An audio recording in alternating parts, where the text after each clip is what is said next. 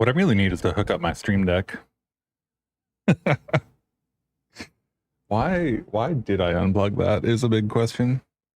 That thing's like an extra set of useful stuff. Let's see. Cool.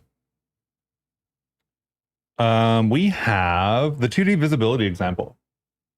There's I guess a couple of things to talk about with the 2D visibility example. I think the current implementation works in general. Specifically, there's a problem with the rhombus here, right? Let's see if we can make this full screen. So the little line works, everything else works. Rectangles work, small rectangles work, boxes work. This rhombus has an issue. And this rhombus specifically has an issue because actually, I think I can still show it. I think I still have the code for that. Let me drop in the debug code. Should be commented out somewhere in here. Yeah. Let's run this.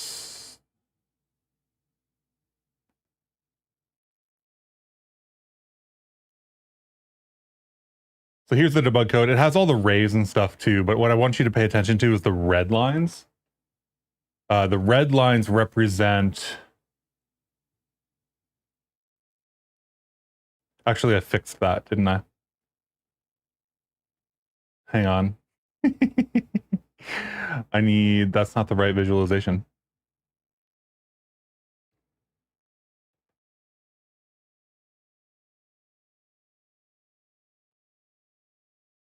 This is the version that does the accurate mesh representation.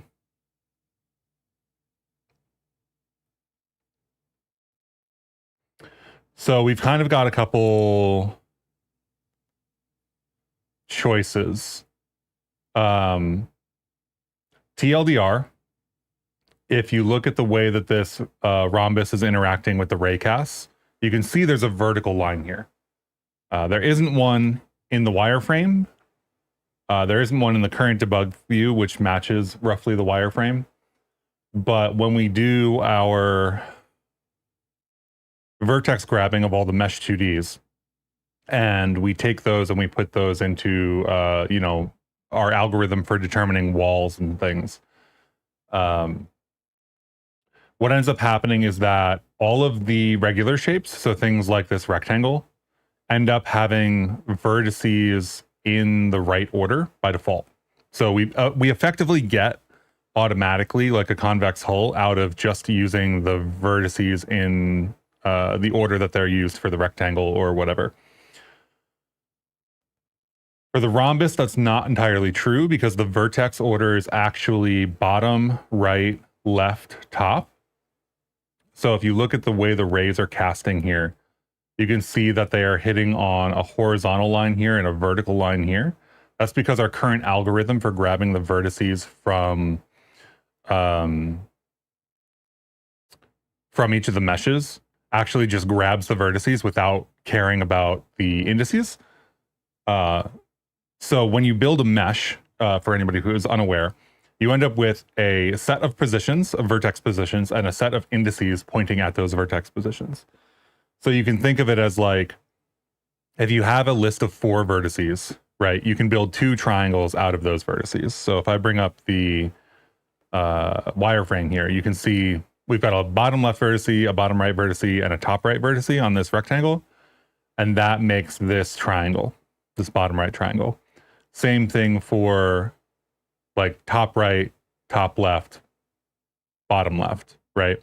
So that would be like 0, 1, 2, and 2, 3, 0 would be the 2 triangles in terms of the indices in the vertex position buffer. Which brings us to this other rhombus over here. And because it has 4 vertices, but they don't go bottom right, top left, they go bottom right, left, top. The ordering is off. So we don't get the nice kind of no interior triangles version of all of the walls. So this is fixable in some sense. We can either decide that we're going to take all of the triangles and build all of the walls for all of the triangles, or we can say that meshes that have out of order vertices are not applicable to this implementation. And that's a relevant choice because if we, let's see, where is our, let's get rid of these shapes and open the other ones. I should really turn this into like a scene switcher inside of the running app, but hasn't bothered me so far. Maybe we get rid of the raycasts too. The raycasts make it once you look at the debug for the raycast with a lot of vertices, it's like, oh wow, there's so much going on here. And it becomes a little bit hard to see. But on the right-hand side, you can see all the lines and stuff, all the regular polygons, triangle, you know, whatever this is, 1, 2, 3, 4, 5, 6, hexagon, rectangle. The rhombus, I feel like should, but doesn't. And then even the capsule, like the capsule has, all of our hit points are on the outside of the capsule. There's no interior triangles happening here. Which isn't true for everything, but it's true for a lot of things like this arc, and the circle. All those still work. The only two things that have issues are this circle, which is an annulus, which is a ring shape, and this rhombus. So because the annulus has interior vertices, I don't think we'll ever be able to do that. So something with interior vertices would be excluded by the algorithm we're currently using. And then anything with a vertex order that is not like the whole vertex order, so it's not the outer vertices, would also be excluded. So this rhombus goes away. That said, we could just like rotate and skew a rectangle to recreate the rhombus, but like it's a solvable problem. You could even build that rhombus in a way that is quote unquote correct. This is just the default way that the rhombus for Bevy builds its vertices.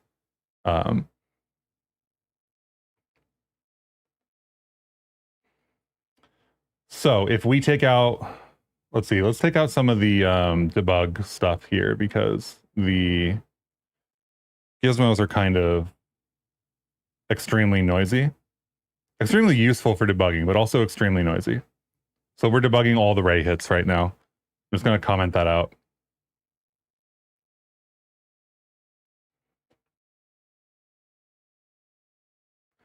And you can see a little bit more clearly that for the annulus, we don't have the vertex order.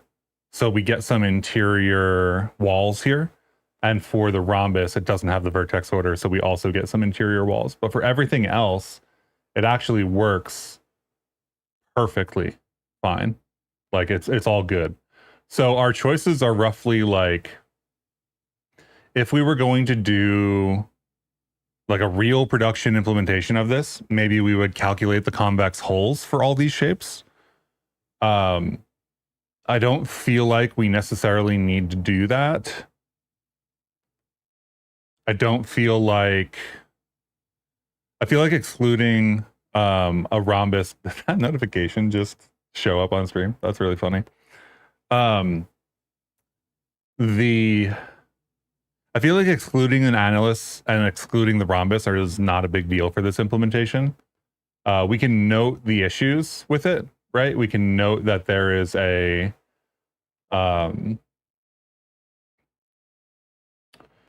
like if your vertices are not laid out correctly, then it won't work because it assumes that they're laid out in a certain way, which is totally fine. If we were going to do a production implementation of this, I think we would have to either solve this or, you know, like Avian has a bunch of, how do I frame this? Avian has a bunch of like collider components, and we could instead of what we're doing here, put a bunch of collider components on things, and then we would know that, say, this is a circle with a radius, right?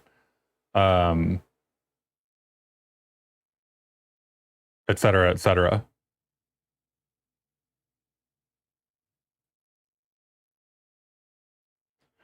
But I think this is fine for now. I'm dumping out so many logs. I should probably get rid of some of these logs. I'm dumping out so many logs it would reasonably show up in a trace.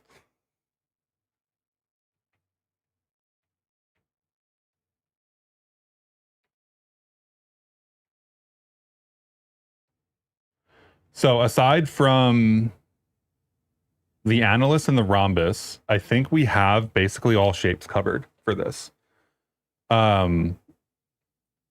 One of the other things we could do is instead use the window bounds instead of this rectangle or something like that.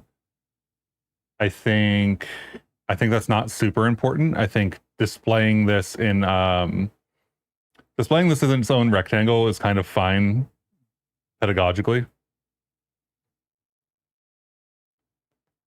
We probably want to clean up the code here, so we're going to refactor some of this code, probably build the walls earlier. So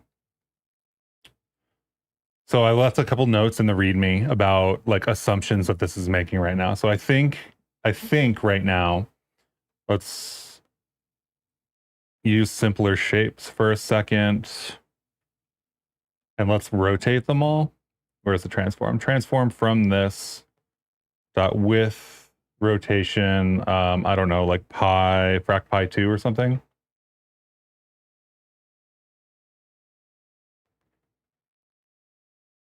Choose something maybe a little bit weirder, frac pi 3.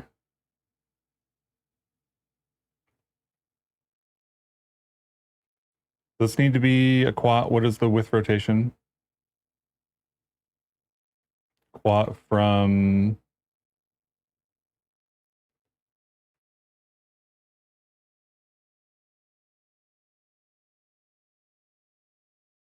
rotation Z.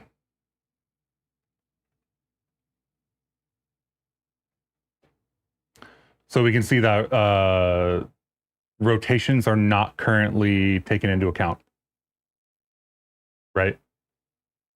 Like this is a rhombus in the middle. These are rectangles on the sides. They're still showing up as like their regular rectangles. So we could take that into account. Right now, we're not. So I've just listed it as a bug for the current moment. But really what that is just adding the transform offset or like the transform matrix to the mesh position.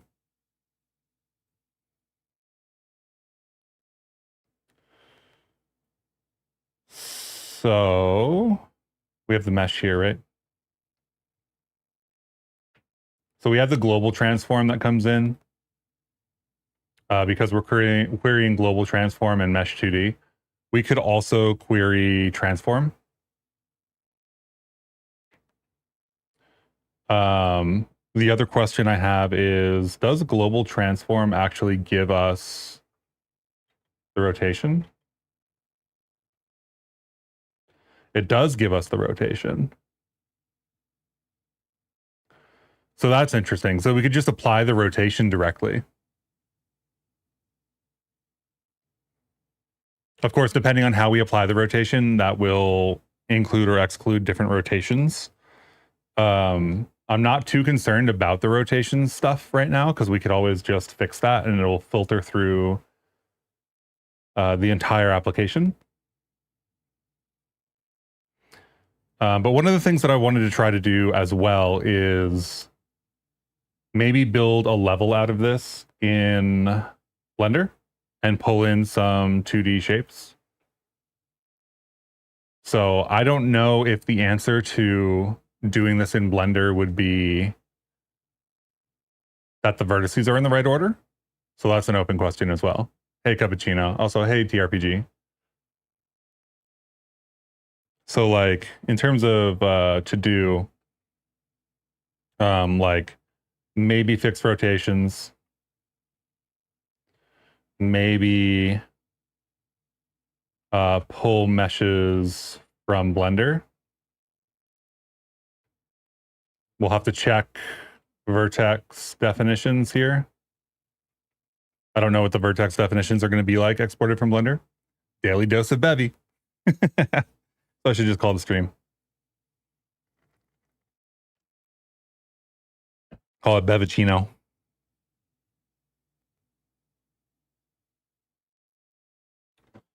So for anybody that didn't show up earlier, I kind of went over like why this rhombus is behaving like this.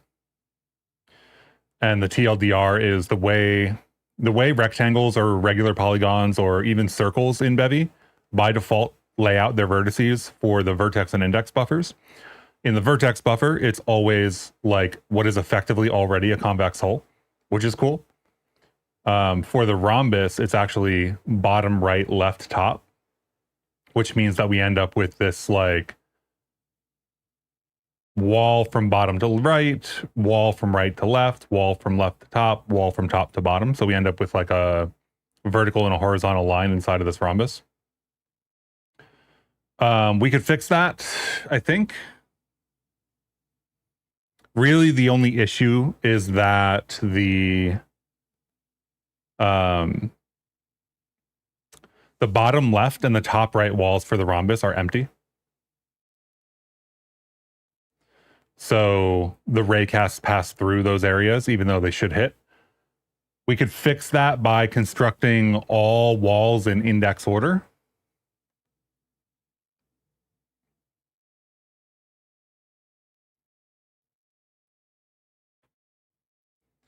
But we will be constructing some duplicate walls in that sense. So it would increase the number of walls, decrease performance, that kind of thing. I am not too fussed either way, honestly. I think that the real answer will be if I decide to pull meshes from Blender to do this, then we'll have to account for however Blender is defining their meshes. And that might be that we have to go back and dive into the indices. Right now, we're just assuming the vertex buffer is laid out in a convex hull like organization, which for us, luckily, for most shapes, it is. For the rhombus, it's not. For any shape with an interior ring, like an annulus, it's not. But for the vast majority of 2D shapes in the Bevy like standard library, so to speak, it works, which is cool.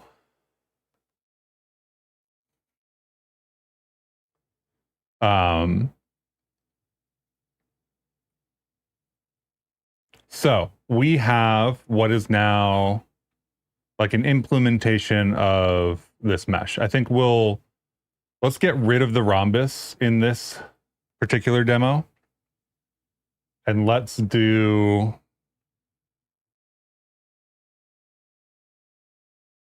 I guess, a couple of shapes in different positions, but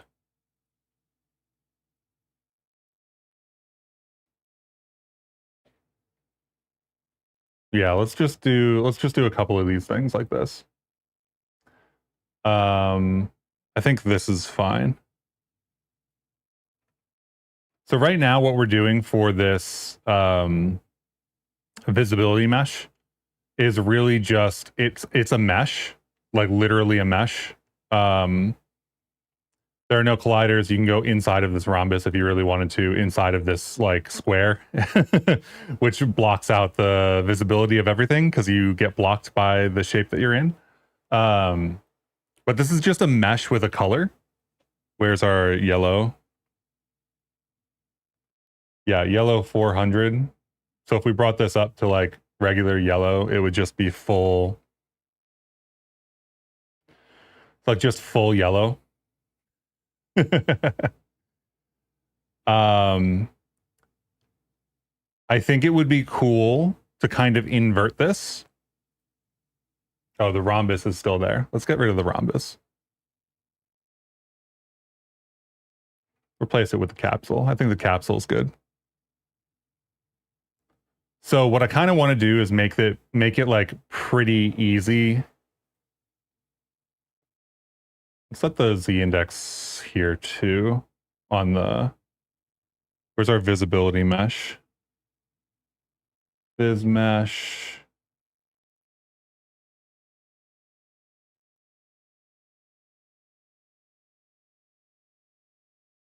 Yellow 400. I don't know why this is set to 10. We should set this to like -1, so it's like behind everything. So now the visibility mesh is just like behind everything. No, absolutely there are artifacts in the rhombus. I actually just covered why there are artifacts in the rhombus. But I can brush up on my explanation again.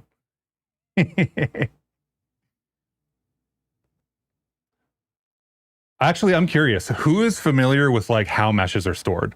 Like when I say vertex buffer and index buffer, do you all know what that means? Or am I just saying words that are like, yeah, Chris is saying words?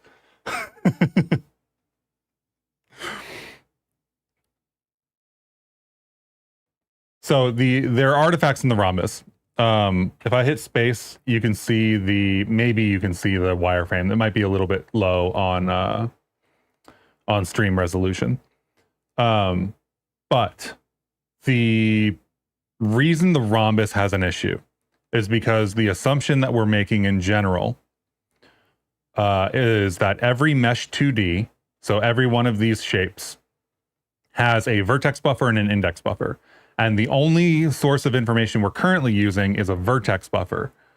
So if the vertex buffer happens to be laid out in a way that runs around the outer surface, like this rectangle, bottom left, bottom right, top right, top left, then we get effectively a convex hull for the shape, right? So we don't have any interior triangles or anything like that. The rhombus is one of two shapes from the Bevy standard library that is not set up like that. The rhombus is set up as bottom vertex, right vertex, left vertex, top vertex. And the way that we're running our wall algorithm to determine which walls exist is we're just running a loop around that. So we're going bottom right, right left, left top, top bottom. So you can see that like the bottom left wall doesn't exist with that algorithm. But we do get interior, like vertical and horizontal walls, right? So really, that's a fixable problem. The fix in general is probably just to do all of the wall creation based on the index buffer and not on the vertex buffer alone. I am generally not too worried about it. We could just say that we're not going to use rhombuses, plural of rhombus. Hey, Yudo, how's it going? You know, from trying to make custom shaders in Bevy WGPU a couple years ago? Yeah. If you've ever tried to do like low level stuff, you know that you had to supply a vertex buffer at some point. But if the only thing you've done is like circle new radius of 10 meshes from in Bevy, then you wouldn't know.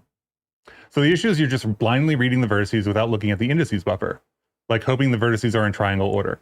Effectively, yeah, but like it's not triangle order, right? It's effectively like assuming the vertices are listed in a convex hull order, right? Only the external vertices,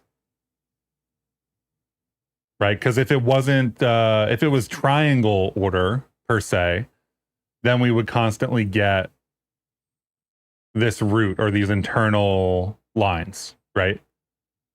We are only taking the vertices in order, which means that the way Bevy happens to set up the meshes is that this root vertex is first. All of the ones around this curve come after it. This one comes after that. And then all of these come after it. And then this one comes after that. So we only get the outline effectively if we read the vertex buffer for most shapes. That is not the way the rhombus works. So the answer is we can either create these triangles, right? And then maybe do something a little bit fancy to determine whether a triangle is interior or not.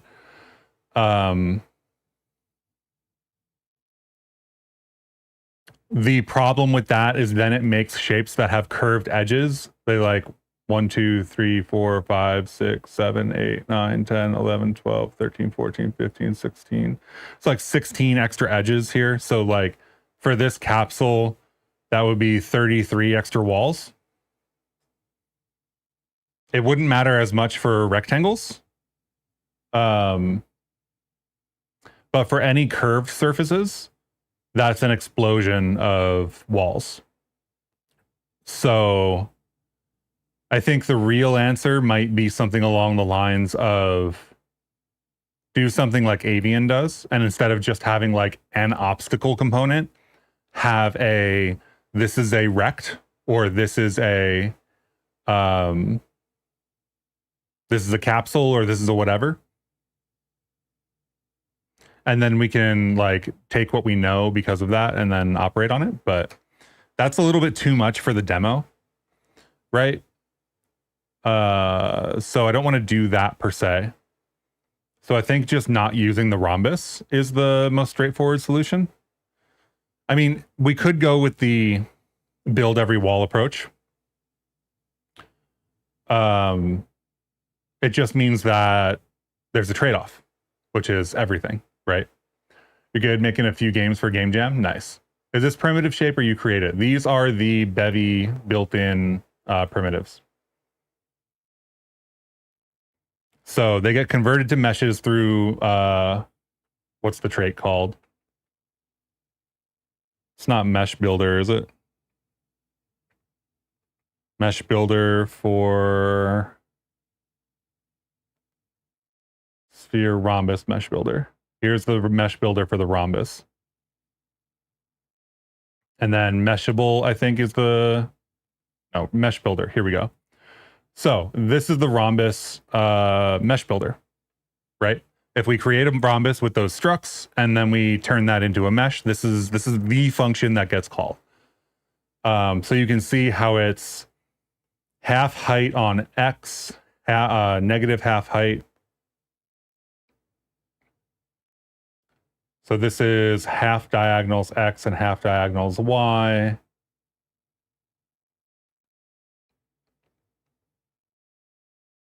So this is right, left, top, bottom. So the order is actually right, left, top, bottom. And we do a circular, isn't the rhombus just 2 triangles? Yep, absolutely. 4 vertices.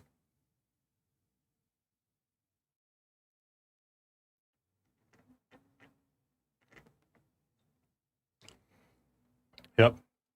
So theoretically, if we did this code and I did a random function here, right? Build rhombus. This tries to return the mesh. Let's set half diagonals to some, I don't know, some arbitrary. How does this actually end up being built? Self holds half diagonals, which is horizontal over 2, vertical over 2. So if we wanted a 1x1, that would be 0.5 for both of them. So we'll just hard code 0.5 here. So we get like a unit rhombus. And then this is right, left, up, down, right, right, left, up, down. So really we would want something like,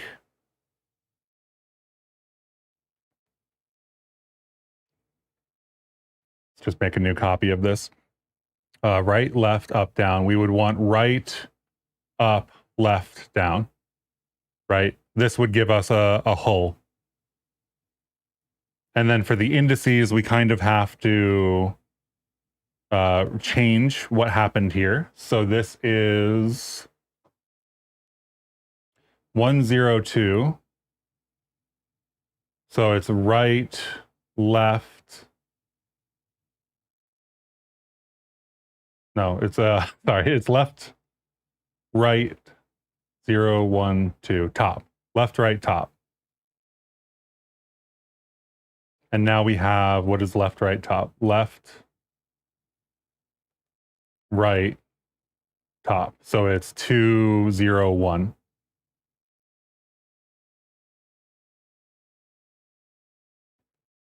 And then 130 is left, bottom, right. So left, bottom, right is left, bottom, right. So I think this would give us our rhombus.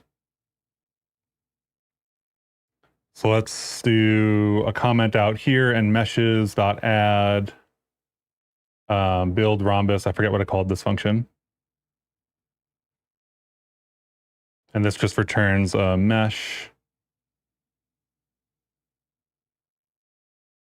Cool. So this theoretically should just work.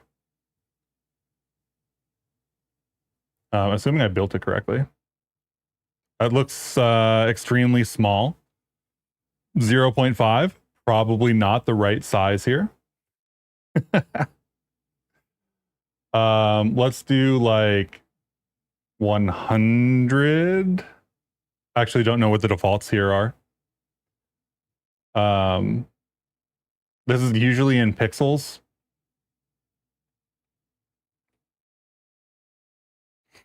So there's our rhombus, and it works, right? Like this works.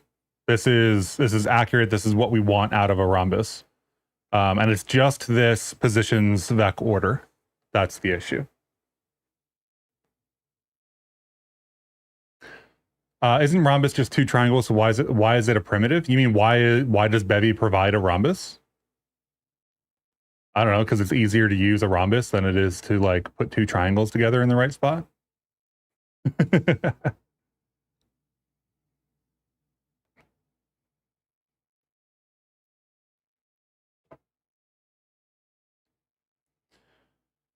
So I don't know, maybe we keep this function around and we use it for our rhombus instead. And we say something along the lines of that in the docs, like, hey, look at this if you're curious about some of the assumptions that are being made here. Because this works, right? This is like exactly what we want.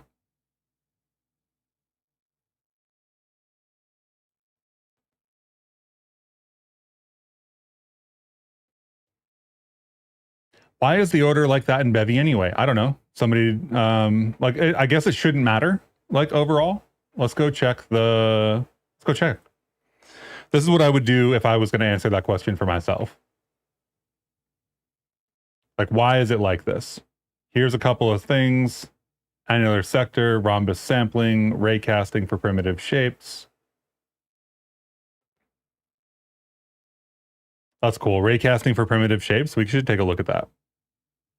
Add a squircle. Why did squircle get denied?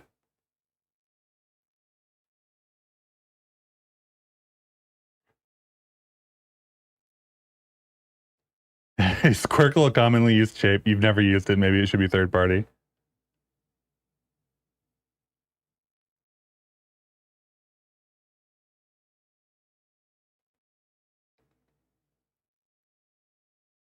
Yeah, that's fair. Squircles are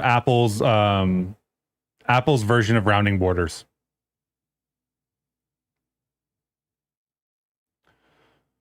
Let's see. Implement rhombus 2D. Here's the original PR for rhombus 2D.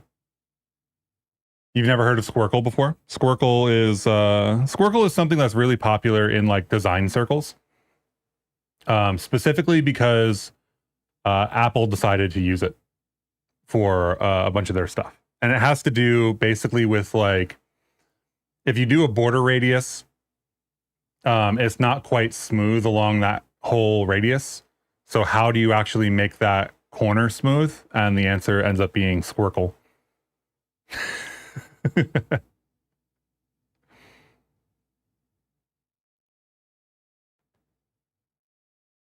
But it's like the corner on a MacBook laptop, that's a squircle.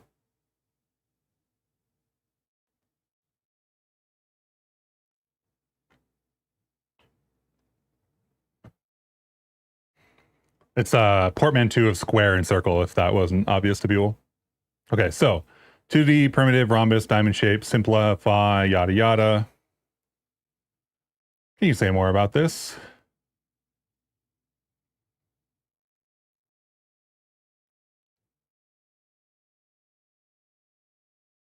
Is this a projection or a primitive?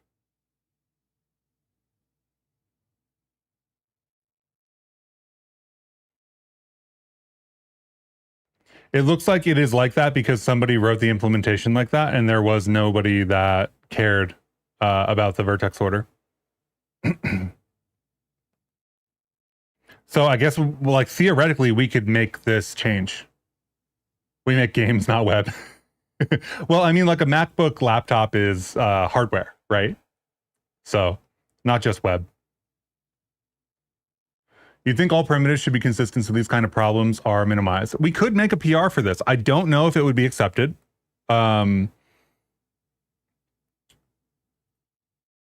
is kind of cool that you kind of just get convex hulls for free if you just grab the vertex buffer.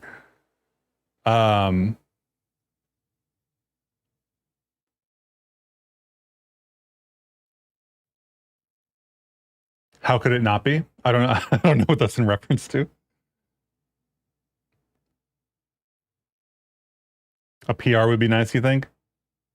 Maybe we'll do that. Maybe we'll I think I already have images for the before and after.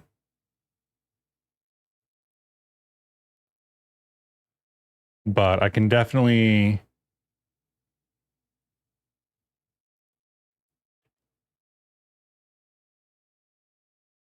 the other thing to care about is this rhombus the same rhombus?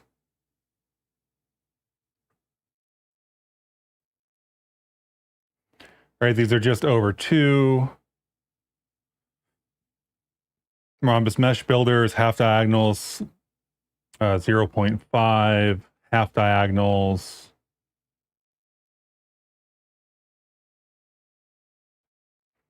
Let's drop in a real rhombus next to it and see what it looks like.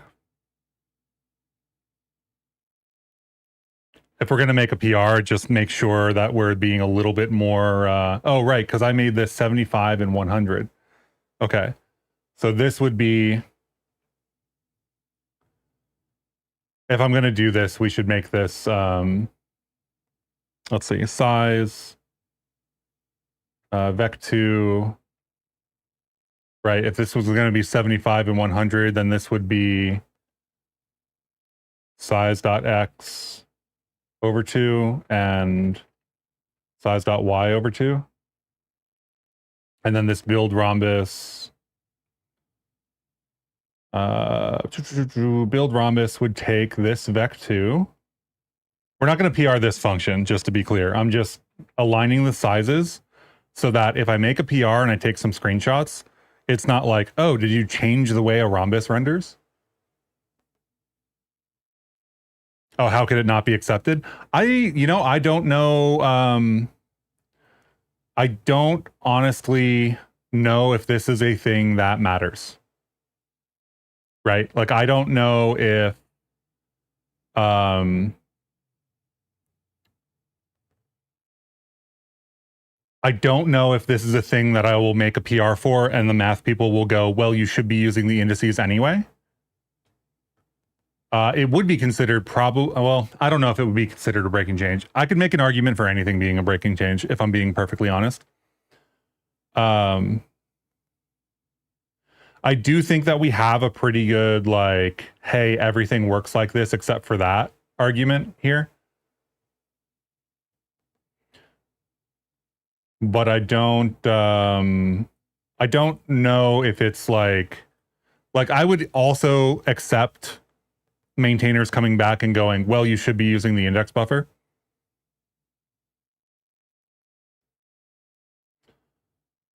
It's just kind of nice. It probably matters. I don't know.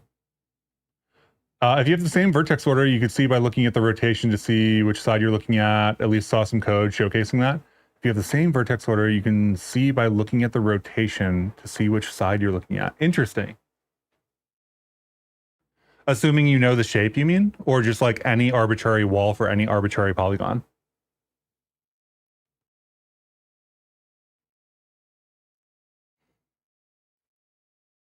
I can see that algorithm in my head for a square, right?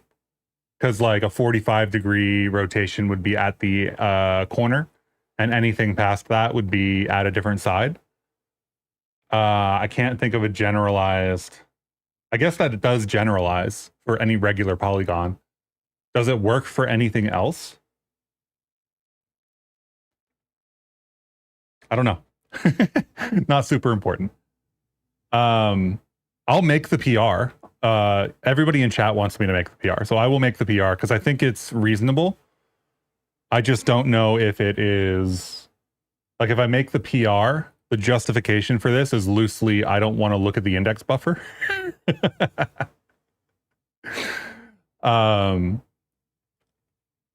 Which, like, a valid response from the maintainers is you should use the index buffer for a mesh if you're going to do that. So I don't know if this will be accepted, but we can go through the process of making a PR. We can, I think that's valid and interesting, especially if you haven't made a PR to Bevy at all. This could be an example for like how to make a PR. So let's do the rhombus. I don't know, what do we call this? Rhombus vertex order.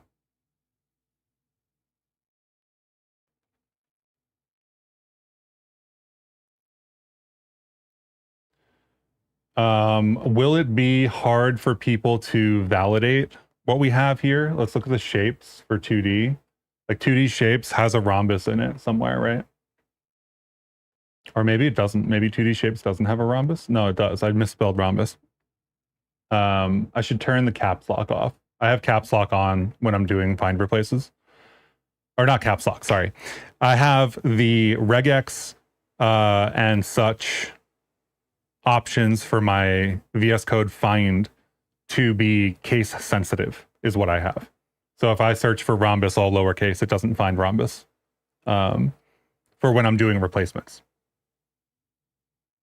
Can't really remember if he uses other shapes other than squares. Yes, I do. So let me show the full other set of stuff here. This is the 2D shapes demo. So the only other shape that doesn't have this behavior is the annulus of a circle. And if I'm being perfectly honest, I don't know if the annulus for a circle I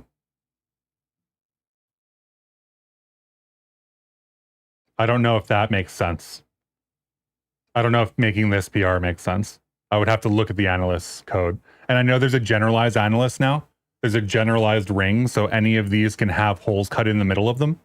So I think for the annulus shapes, it's actually pretty reasonable to be like, if you wanted a convex hull, go make a convex hull. It's just that for all of these other shapes,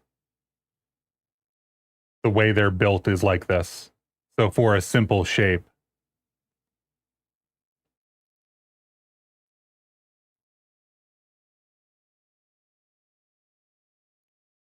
it should also work like this. We'll take this screenshot too.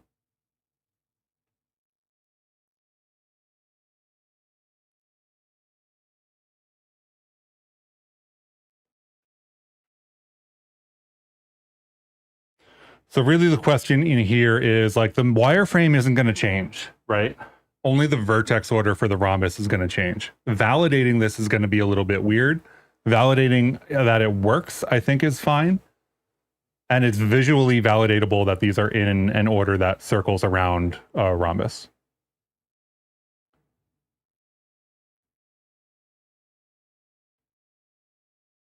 So let's look for, let's run the 2D shapes example.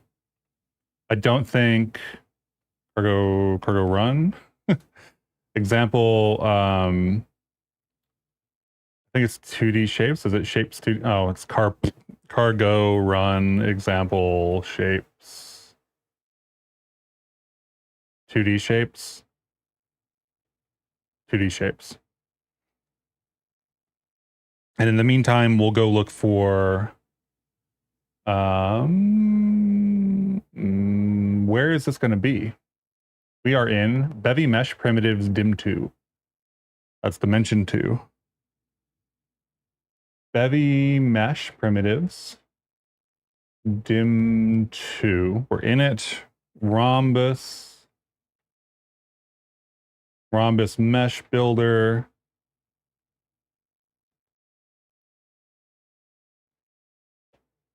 So I think this is a direct copy of the code that we have over here, right? This is our index order. This is our new positions.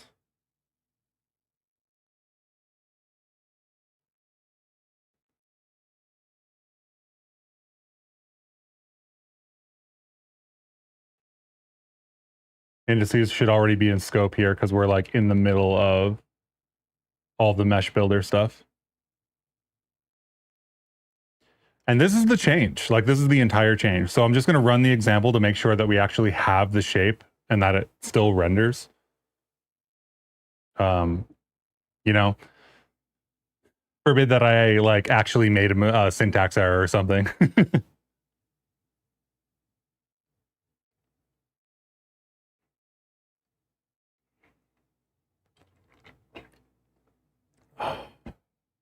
What is that? Objective-C2 Foundation, NS Enumerator, invalid message to send to contiguous array storage.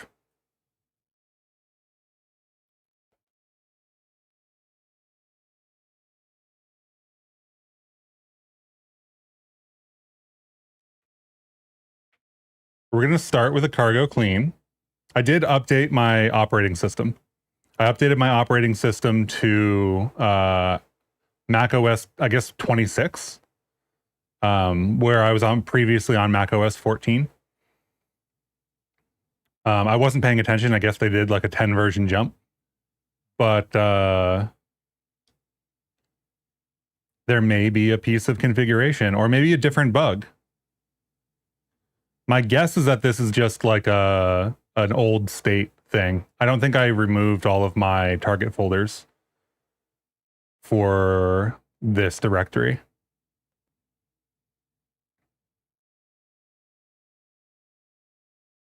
I think that's also why, for any of the people who were like watching me struggle with my window manager the other day, I think that's also why my window manager was freaking out, because I was running Mac OS 14, not 15 and not 26.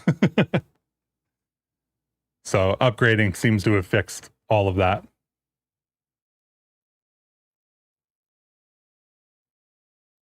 Hopefully this doesn't crash. Hopefully it was just a cargo clean kind of thing.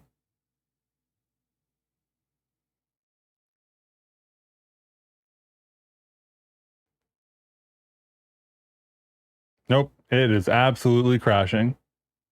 Okay, let's see if this is mentioned, I guess, in Bevy's repo already. Somebody has to have upgraded to Tahoe, right?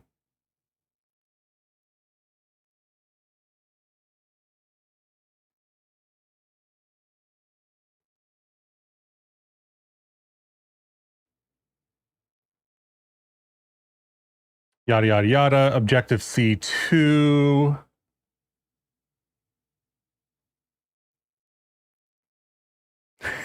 Oh, no.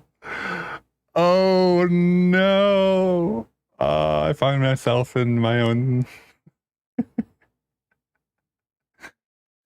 Good thing I put the word Tahoe in this thread for people to find. It's not like that had any impact on me in the future at all. Okay, so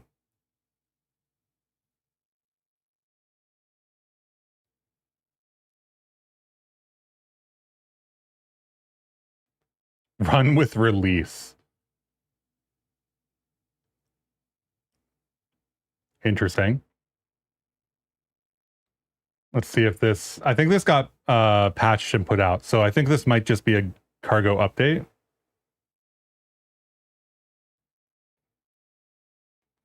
0.6.2, let's do cargo update, P objective C2.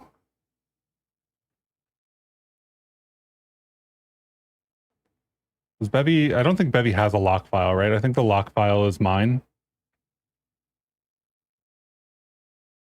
So let's start with this. Yeah, I think the lock file is mine entirely. So let's do cargo.lock removal and then cargo clean. And then cargo run. We're gonna do a fully clean, no lock file build to make sure that we get objective C2,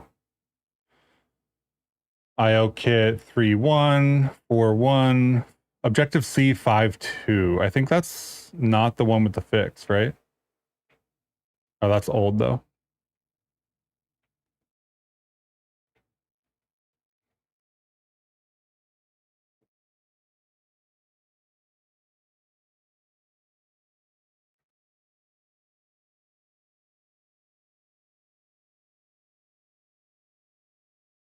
One of these days, Chris will start his Linux adventure series, maybe soon.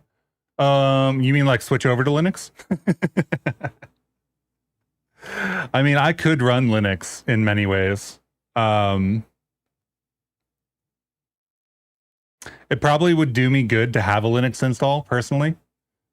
I used to have my Windows machine split into Linux and Windows, but I ended up using Windows all the time and Linux none of the time.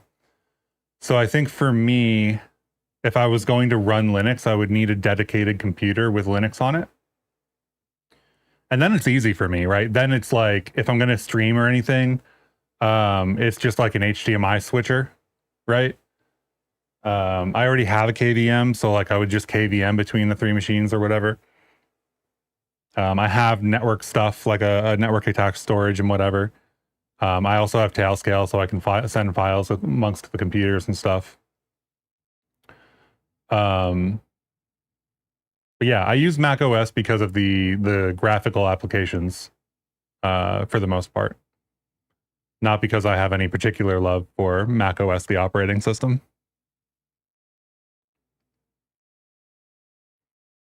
So if you run into the same issue, that's the fix. Remove the lock file, update Objective C2. You accidentally broke your Windows install, so that forced you back to 100% Linux. Yeah, I can see that. This analyst, this like generalized ring shape is new, I think, in Bevy 0.18. I don't think it got into 0.17, but it's very cool.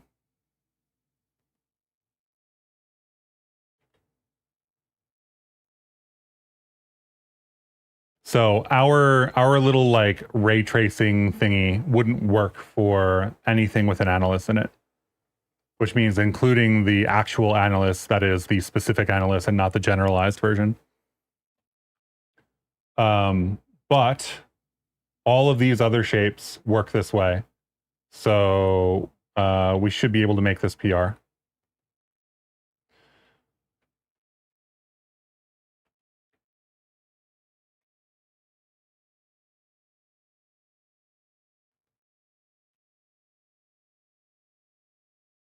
I don't know what I call this. Hull order. I don't think that hull order is a thing. Does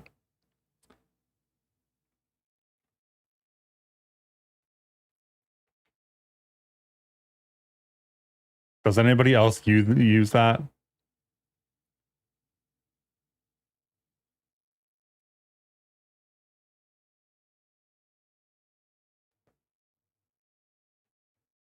Nope. I don't think anybody else has used Yeah. I'll put it in quotes.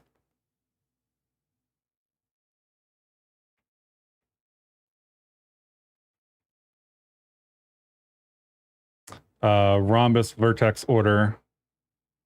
So very simple PR. Just have the Git repo locally, get a branch. I already have a fork, so this is me pushing to my fork. Make your change, make your commit. This is not a large change, so it doesn't require a particularly large commit.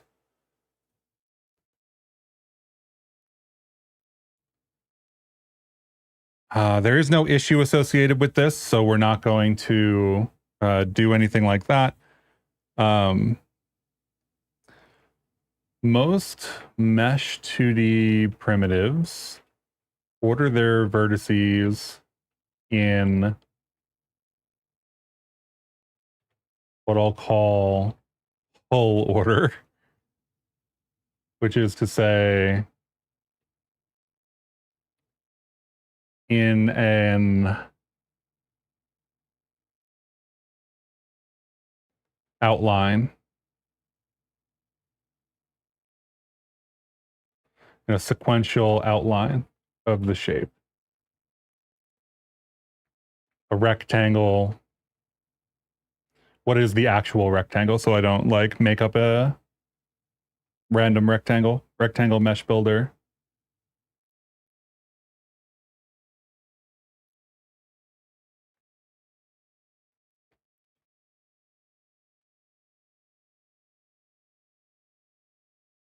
A rectangle, for example, is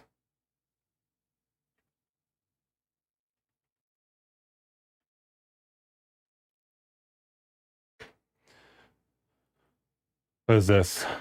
Bottom right.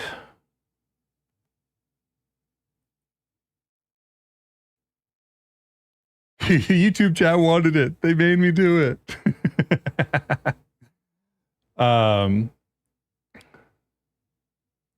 No matter which way we consider this, it is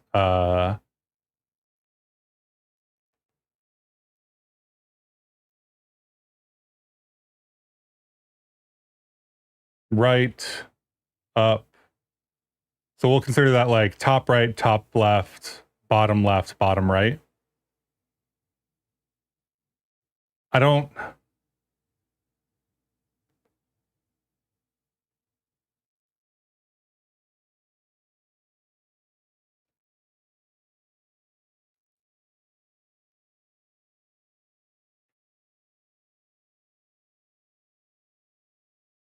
The rhombus does not follow this pattern. Instead, using right, left,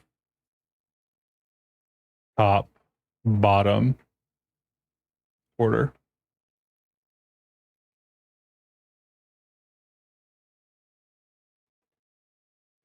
This isn't a general issue, but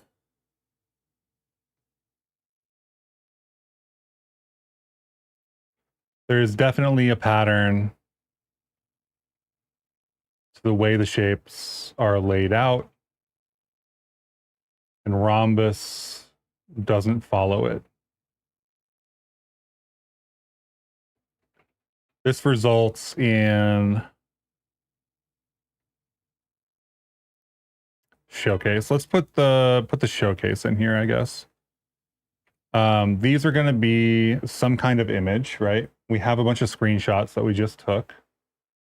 Let's go to my screenshots folder. Sort this by recently added.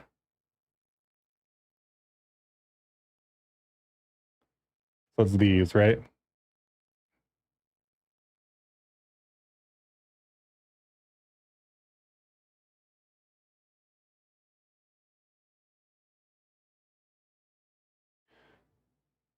Showcase. Hold rhombus on left.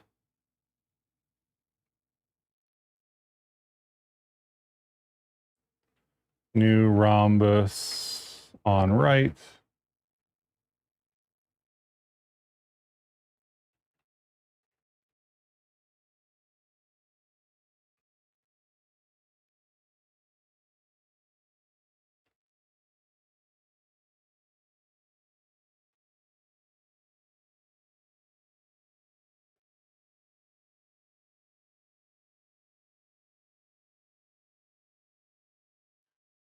In a 2D visibility mesh demo I was building, this caused an issue trying to directly use the vertex buffer.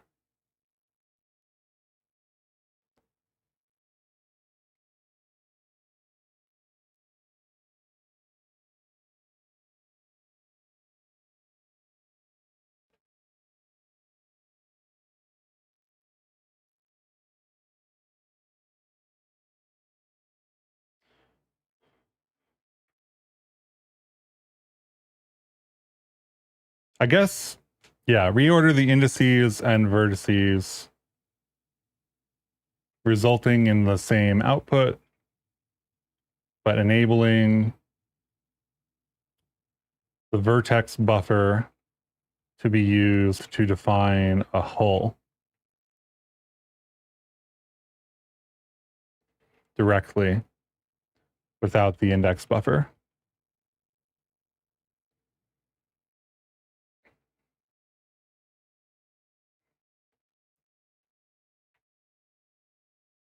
Did we take a screenshot of the 2D shapes demo? I don't think we did. We probably should.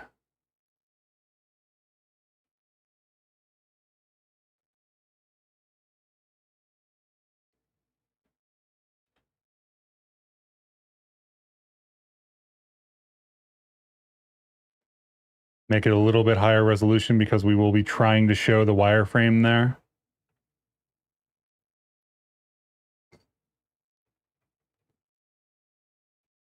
"2D shapes demo. See wireframe is as expected."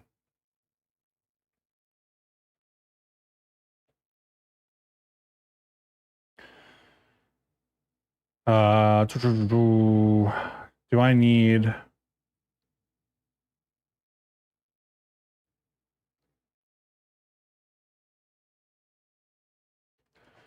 This means you can use the vertex buffer alone to define a hull for most 2D shapes except the rhombus.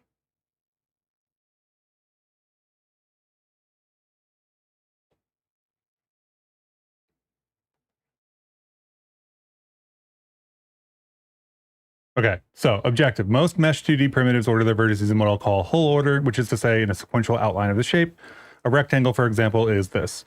The rhombus does not follow this pattern, instead using right, left, top, bottom order. For the vertex buffer, this isn't a general issue, as like if you were just rendering the mesh, having the vertices and indices is enough. You would use the indices to go into the vertices. But there's definitely a pattern to the way the shapes are laid out, and the rhombus doesn't follow it. This means you can use the vertex buffer alone to define a hull for most 2D shapes, except the rhombus.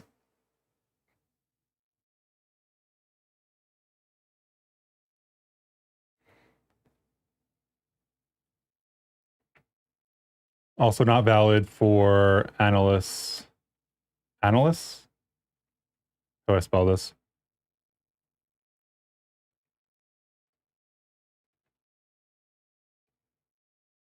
Yeah, it is the analyst.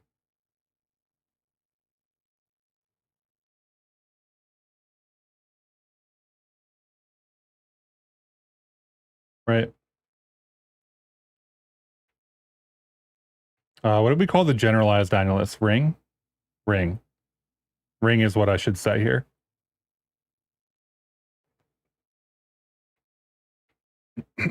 Right, because you end up with... I guess if you theoretically knew how many vertices there were, how does the analyst... Well, this is a little bit off topic, actually. I'm letting myself get into basically like, how is the analyst, like the generalized ring shape, defined for all of these different shapes? Because if it just stacks the vertices on the end, then what you can do is effectively chop that in half and you have the outer hull, which is kind of cool. um,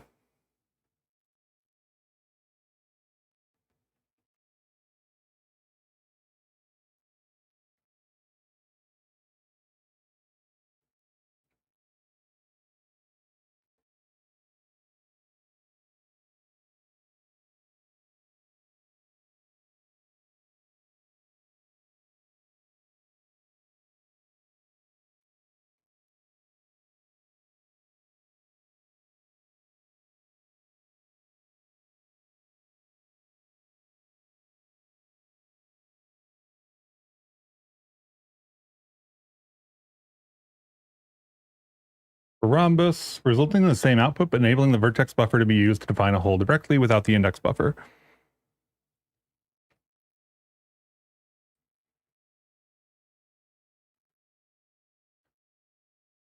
Showcase. In a 2D visibility mesh demo I was building, this caused an issue where trying to directly use a vertex buffer to define the outer hole shape. Old rhombus on the left, new rhombus on the right.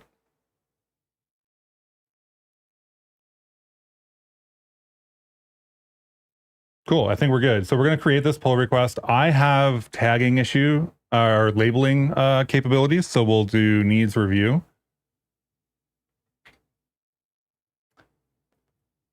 And we'll call this rendering and probably math.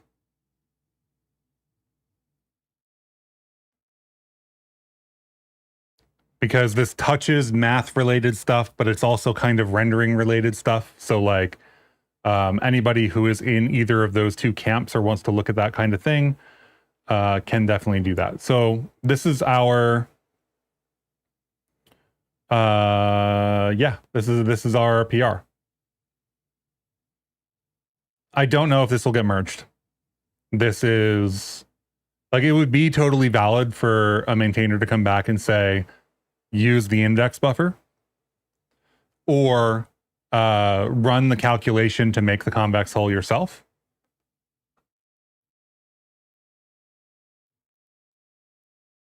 But it is kind of cool that of the shapes, all of these shapes, right, except for the rhombus and the ring, all of them work like this.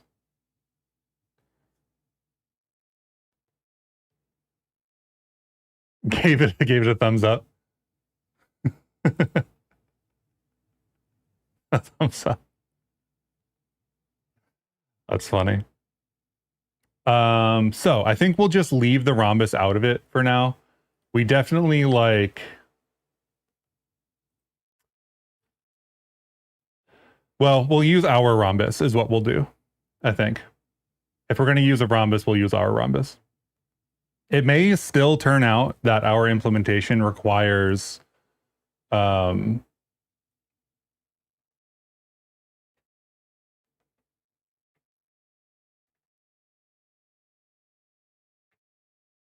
probably shouldn't have made this take effect too. Oh well. It still may turn out that we want to use the indices, especially if we start looking at the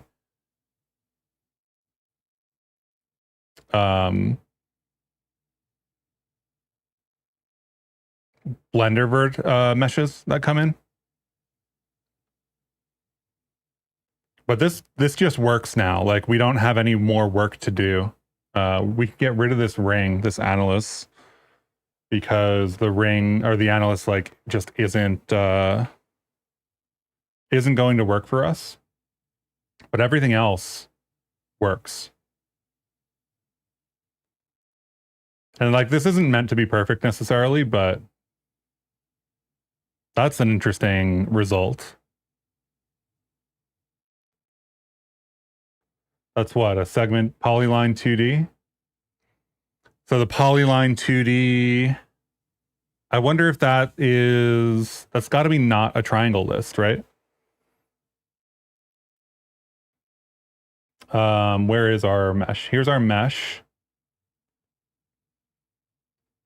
Mesh 2D dot. Do we have a function on a mesh that can do this kind of thing?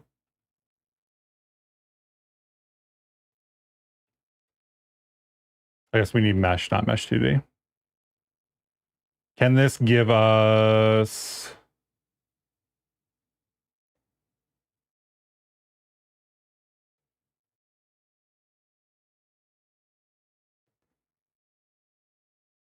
color normal tangent? First available custom attribute. Oh, it's the index. Okay. I was like, what, you're just going to give me a random attribute?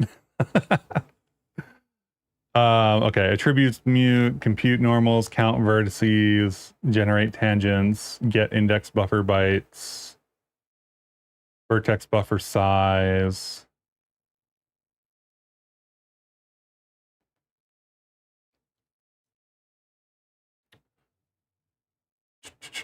Oh, we have a random merge function? I don't think I've ever seen this. That's kind of cool. You can just merge two meshes. Target names, morph targets, new. Primitive topology is what I want to check. I want to see if the primitive topology for that polyline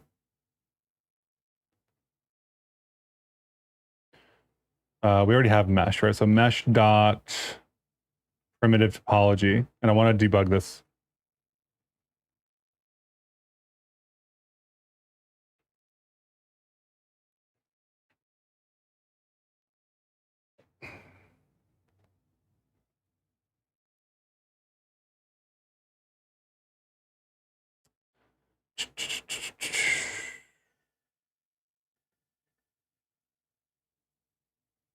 Where's topo?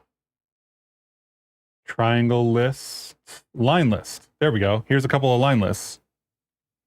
This will impact how we build the walls, actually. If we've got a triangle list, that gives us triangles. If we've got a line list, that's just, I think, 2.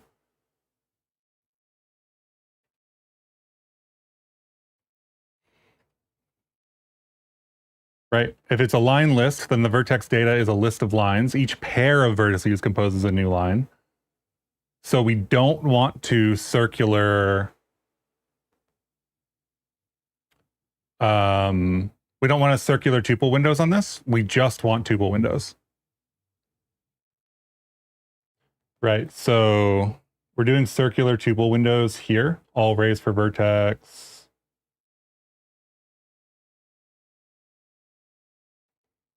Actually, where are we building the walls?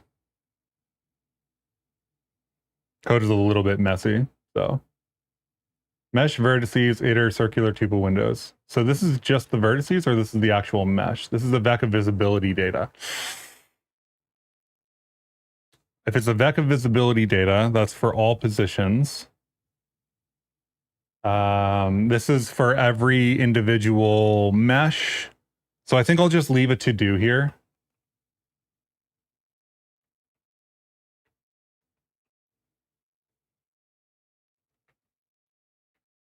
So triangle list versus line list require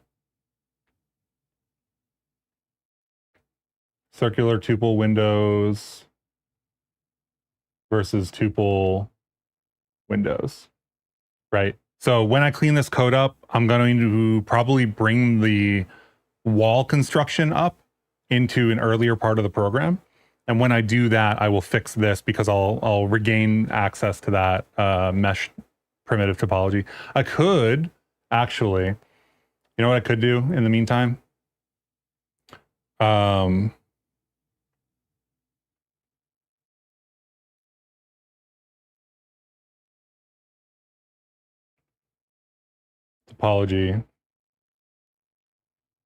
primitive topology. Store the primitive topology in each of these things.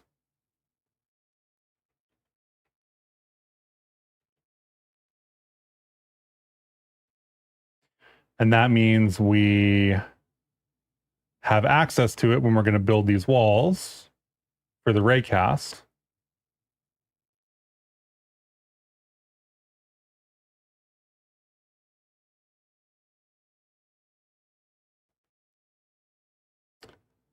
So the question then is, we have access in here, right?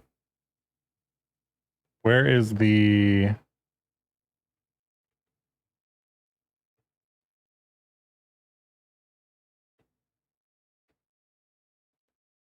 So we'll match on this.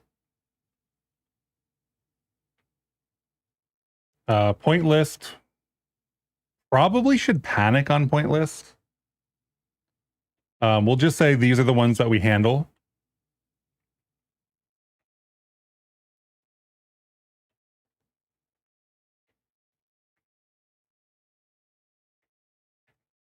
Topology.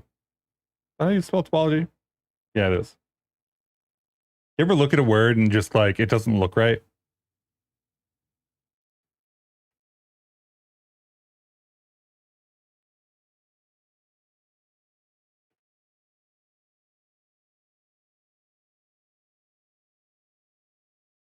So this is going to be tuple windows, and that's going to be circular tuple windows, right? And we're going to figure out why that's an issue. I think because these types are incompatible. That makes sense. Are we flat mapping here? We are.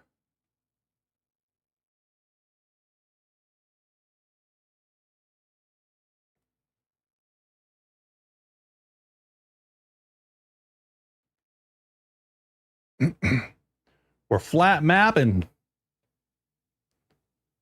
Can I format this right now, or is it gonna like yell at me? Are we flat mapping yet? So the easiest.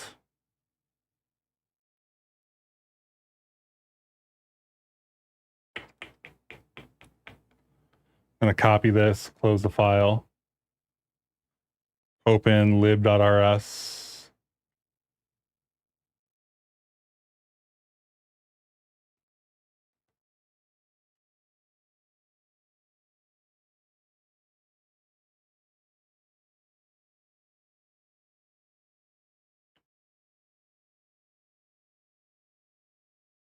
The easiest way to fix this is actually just to collect, but that's kind of awkward. I kind of don't like that. Another method for fixing this is where's either?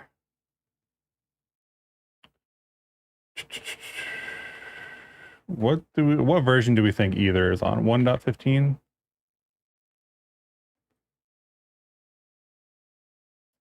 So this will be either left, and this will be either right. And if you've never seen either before, either is sick. It's awesome. I love it. I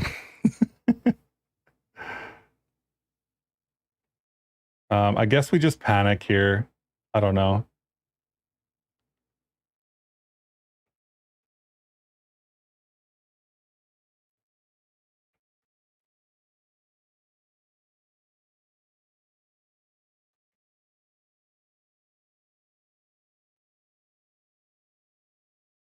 I mean, like, there's like maybe something we could do to return that value, but like, it's not. This is just a demo. I feel like in demos and stuff, like unwrap in some respect is always.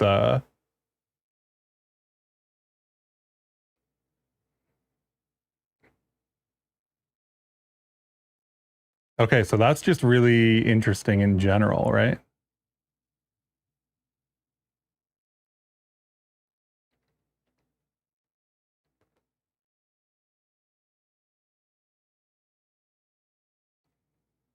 Flat map and tongue twister. That's just really interesting. So if it's a line list,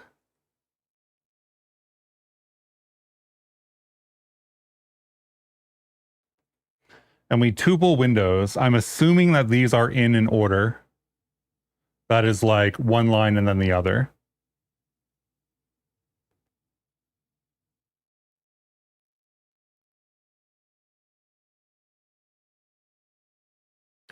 We got rid of the line segments on the wall. So it's just kind of interesting that this doesn't seem to work. Where's our... Let's get a few of our debug gizmos in here.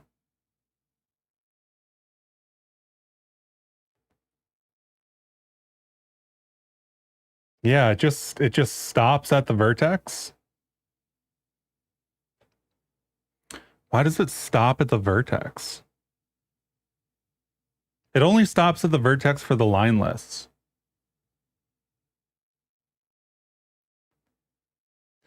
Everything else shoots straight through. That's really interesting.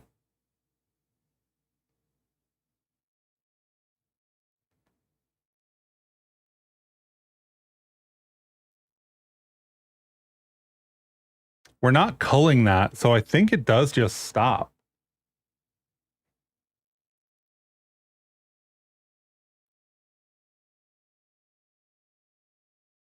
Not that I'm planning on having like a bunch of line lists or anything in this demo, but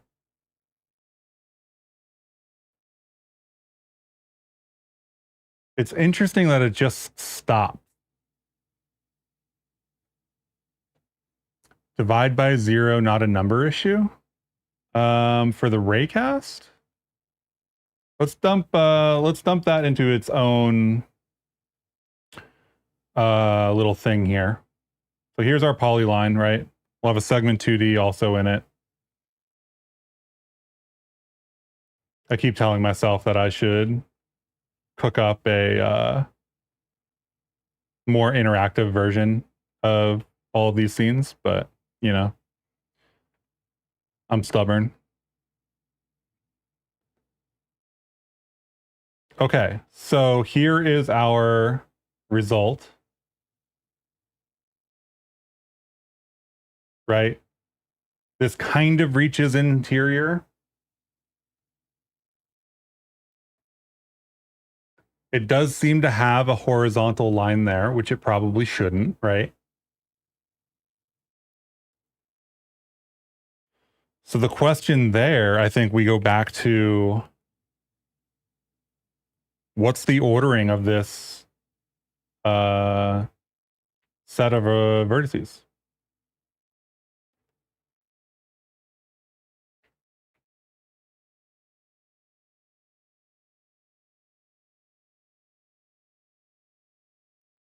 Right? Let's dump the indices and the positions. So info,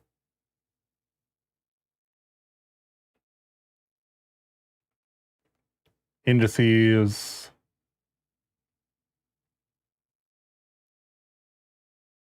positions.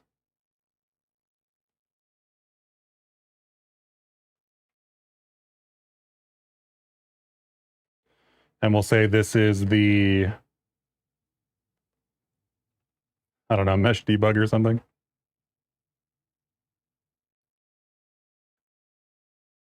Don't know. I was watching stuff about raycasting recently and that came up more than you expected. Yeah. So this is our situation over here on the right. We have we have a line segment over here. So we'll ignore the line segment that is 2 points. We want the thing that has 3 points over here on the right. We also have the rectangle, which has 4 points. So worth knowing. Do we actually... We don't put names on any of these, so it wouldn't work. Never mind. Mesh debug topo. This is 1, 2, 3, 4, 5, 6. That's 2 triangles. Triangle list is not what we want. Line list is what we want. This is 0, 1, and 1, 2. So it is negative 50, 50, 0, negative 50, and then 50, 50. So that's the one we want. That is seemingly, that is correct. Why do we get a horizontal? Why do we get a horizontal out of that?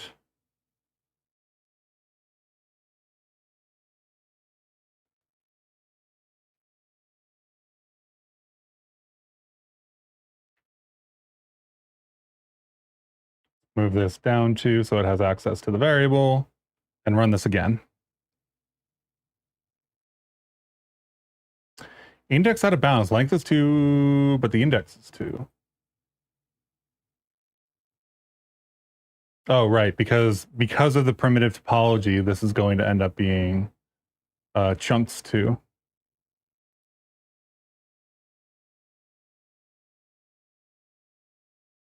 Or maybe it won't. Hang on. This is the one that we need to get rid of. This is the ABBC, right? Actually, chunks 2 is not what we... chunks 2 is what we want, and then we'll just do AB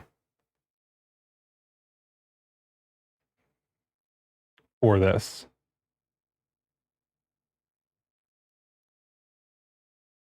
And theoretically, this really only works for the line list, but that's fine.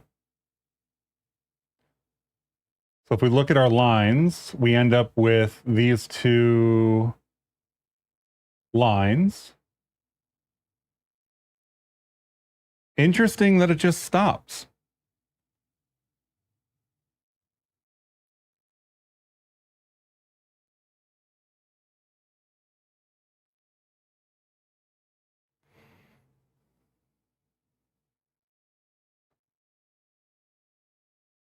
Right? And I guess this is concave now, right? So we aren't really working with anything that's concave. We were kind of expecting everything to be a convex hull. So I think this segment 2D not working is like mildly expected. I'm just curious about it in general. Because if we treat it as a triangle, it works, right? If we treat this as a line list, it's kind of awkward. This is also a line list on the left, right? Realize I just said left, right, but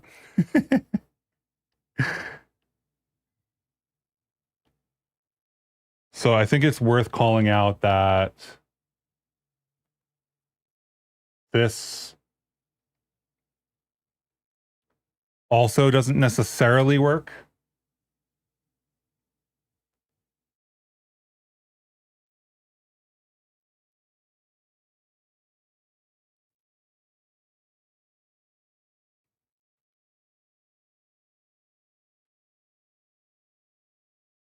What is this, a polyline 2D?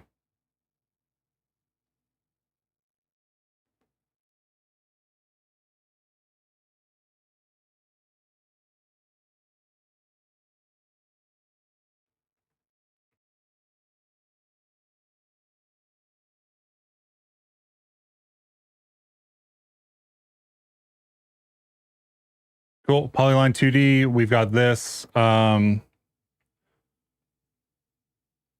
This polyline results in some odd ray cast behavior, ending rays right at vertices.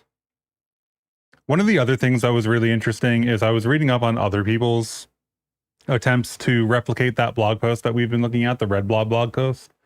And they were saying that one of the things that they don't mention in the blog post, but is actually in the code, is that they shoot 3 rays for each vertex so that one of them goes past. And that's how they tell, like, if they're at a corner like this or not. But that is like completely not mentioned at all in the post.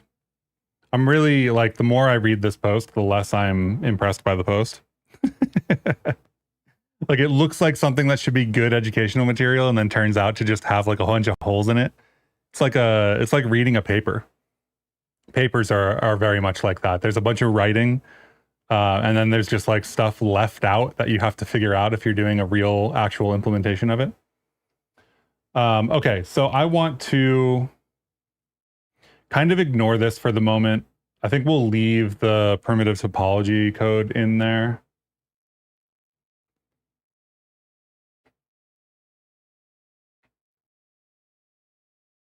Like, we could do this. Oh, I never explained either. Do people understand what either is doing here? It's basically a result, but it's not called a result. So it's a result where left and right are not success and failure. They're just 2 different types. Thus, either specifically, the library, allows you to do some cool stuff with that fact. So if you call iter, then it takes whatever value is the inner value and produces the iterator of the inner value. So as long as the inner values are there, then you're good to iterate over this, no matter what the actual concrete type of the iterators that you're returning is. There's a couple other useful functions too. This is just like a generalized pattern that was abstracted into a crate. We also could have just made our own enum and done this ourselves and returned each branch of the enum. But either is just like, it's consistent, it's nice to have, it's a common pattern. So doing it with the crate makes more sense to me.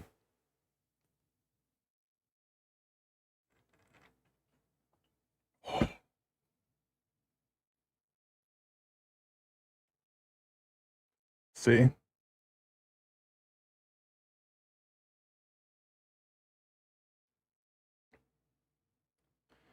Do, do, do, do.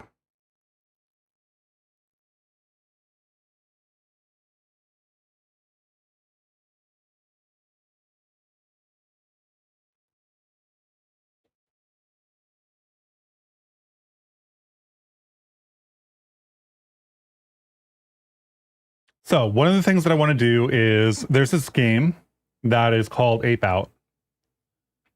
And they effectively use this effect to do their visual here, which is a gorilla running around in like a 2D environment. We have a couple of options, I think. The primary option. So first of all, we have to clean up the raycast encode in here. I'm going to do that at some point.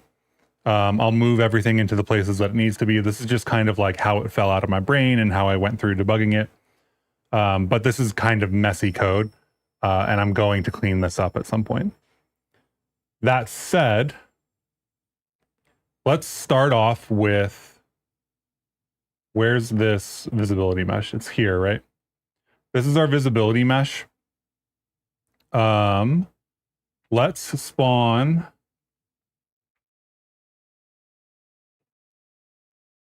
a camera 2D with a from layers 1, right? So this camera has a render layer of 1. If I can write this correctly. Why is that an issue? Let me check the docs.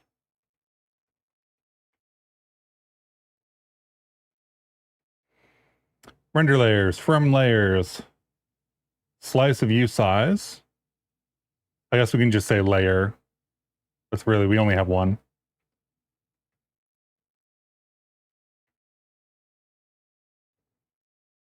And then on this, note that we have everything rendering currently. We also have inconsistencies in our render order, but that's fine. I think that fits in here, right? We get order inside of camera 2D, or did we move that out?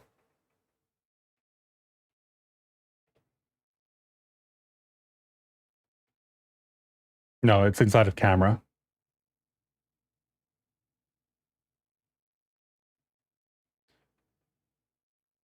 So this is going to be, I think, -1. I think that's the right order. I'll have to look it up.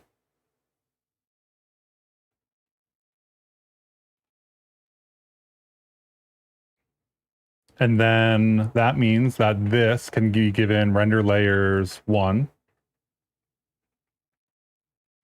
And this will mean that we don't see the mesh anymore. I stand corrected. This has to be on every layer.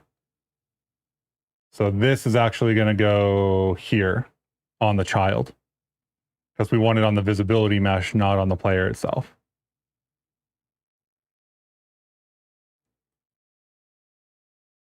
That doesn't seem right, though.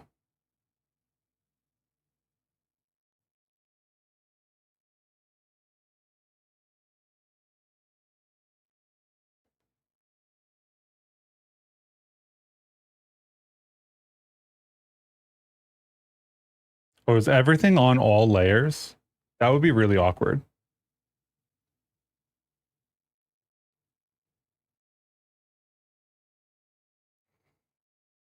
Let's get rid of the gizmos for the moment.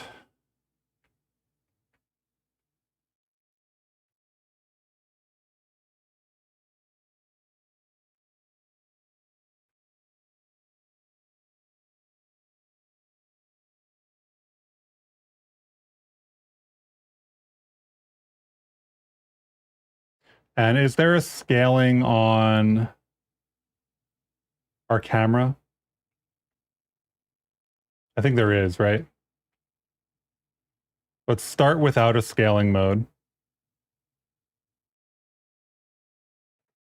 We'll deal with the scaling mode later.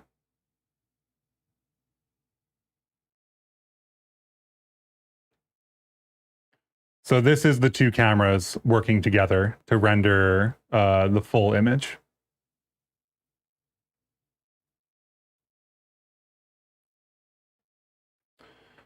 Because if we camera 2D, we go down here and we say that this is not going to exist, this should not show the mesh. So now we don't see our mesh at all, even though it's still there. Let's get some of these other shapes back into. We don't want to do this line debug. Let's do the slightly larger collection of stuff.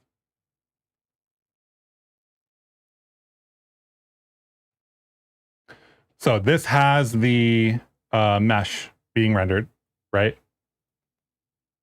We can't see it because it's on that new camera. So what do we do with it? Well, I think step one is we have camera 2D. And we're actually going to want this to be an image.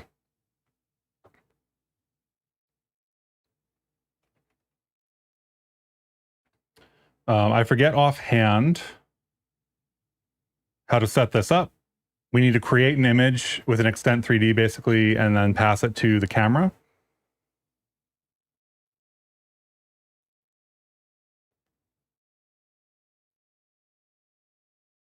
(2D on UI, 2D screen shake).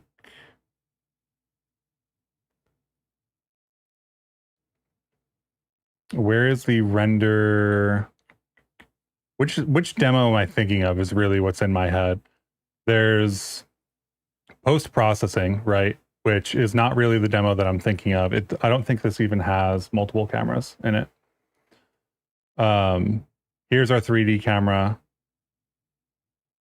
I think I'm thinking of the chromatic aberration demo offhand.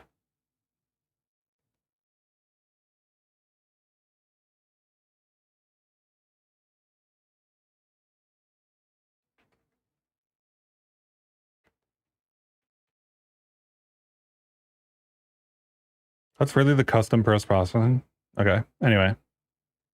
Where is our...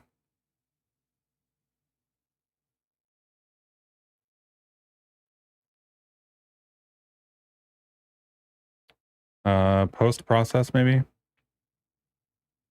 Post-processing. Does this have the... No, because this will be the full thing without it.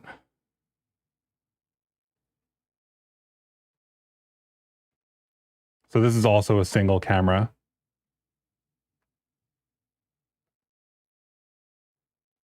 There is render to texture, but I think render to texture defines the size. It is roughly what I want, so we can get this, we can get started with this. We'll throw an image in here. I think I actually just wrote an example that uses this. Did I write an example that uses this?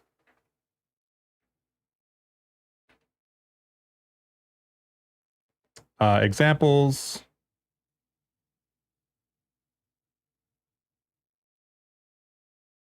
No, dappled lighting uses a specific size, if I remember correctly. Yeah, new target texture with a size in it.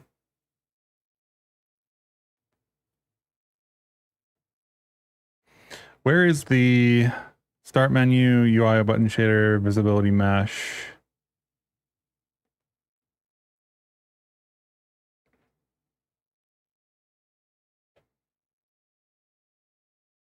See docs.rs. Let's go with image.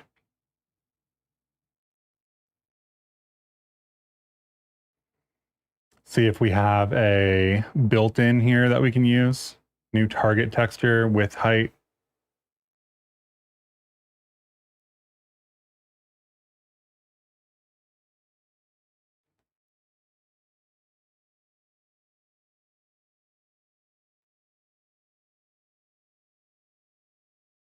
Do we not have an easy way to set this to be the right size?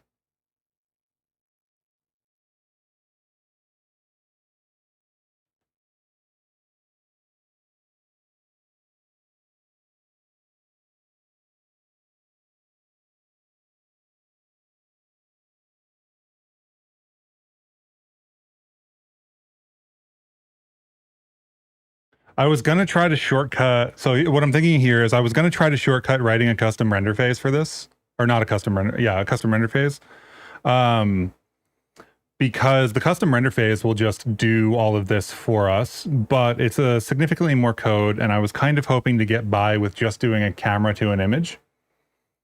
I want the camera to the image to be the screen size, and I don't think the camera will resize that image for us.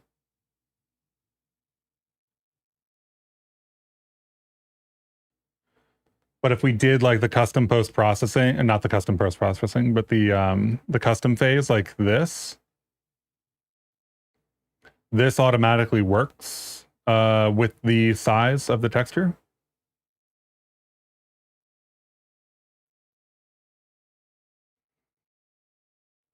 At least I don't remember putting any.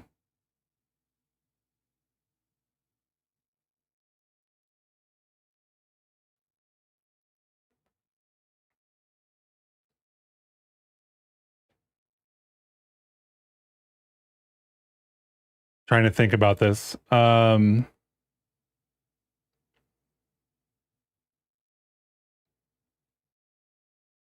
We don't have.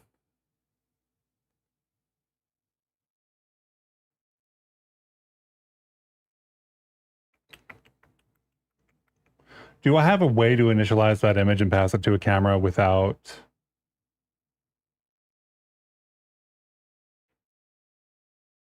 Copy on resize, texture descriptor, sampler, camera, render target, image render target.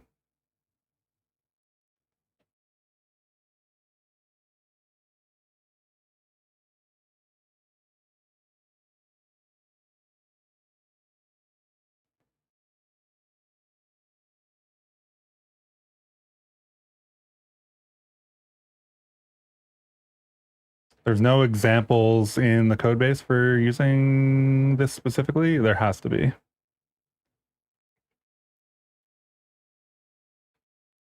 This might be a new example, honestly.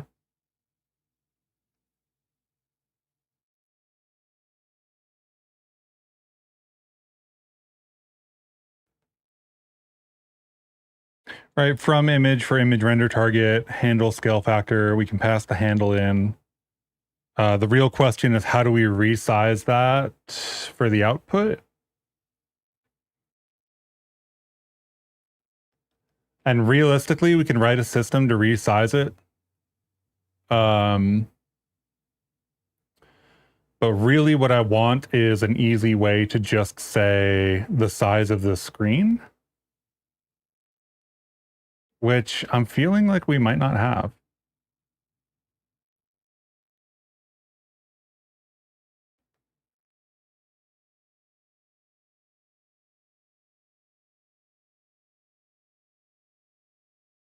Custom phase would work, shield, 2 UVs.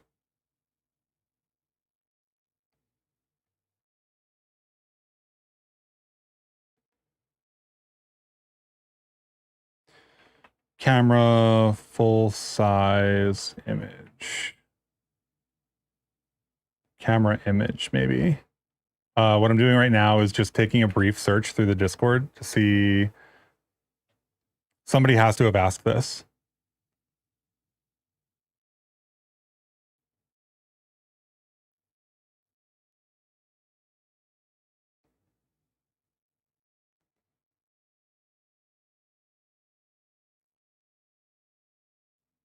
Yada, yada, yada.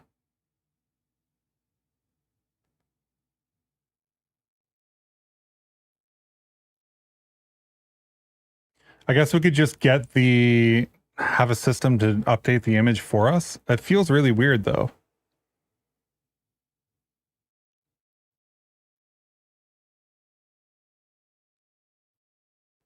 I feel like we should be able to have a camera that renders to a target that doesn't set its own size, and it's just the size of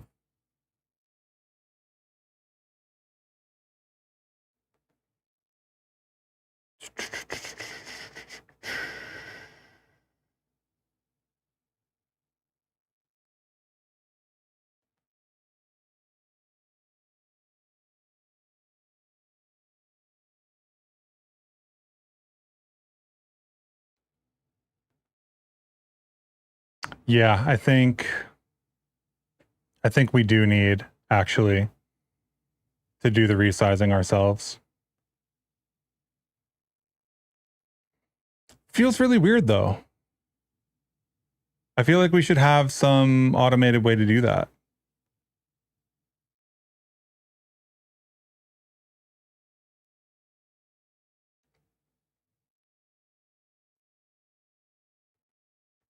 I guess we'll just write it. It's fine. I can always deal with it later. I thought this was going to be a little bit simpler, but I don't know that it's actually going to be if we have to write custom image handling resizing logic. I mean, that's still like fairly simple, but like needing to care about it is kind of something I was trying to avoid. So we end up with basically this.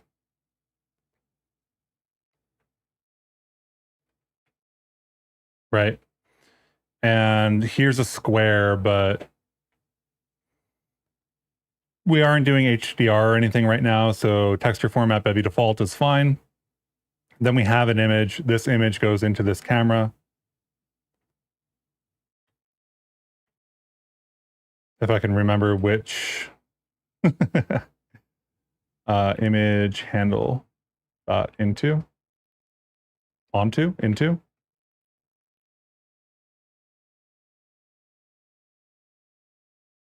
So this camera will render into this image.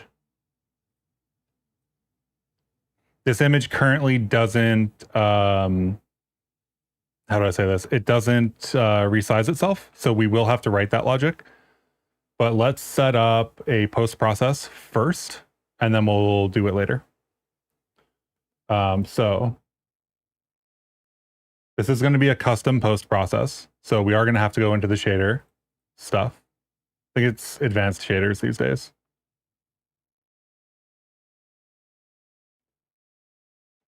Oh, it feels really hot today. Okay, so lib, let's do mod post processing. Create that file, post processing. I call it post process on everything else. Maybe I should do that.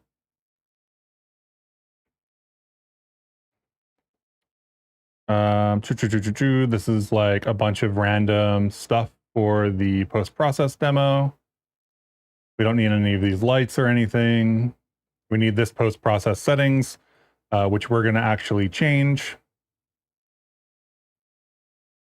Over in main, where's our camera?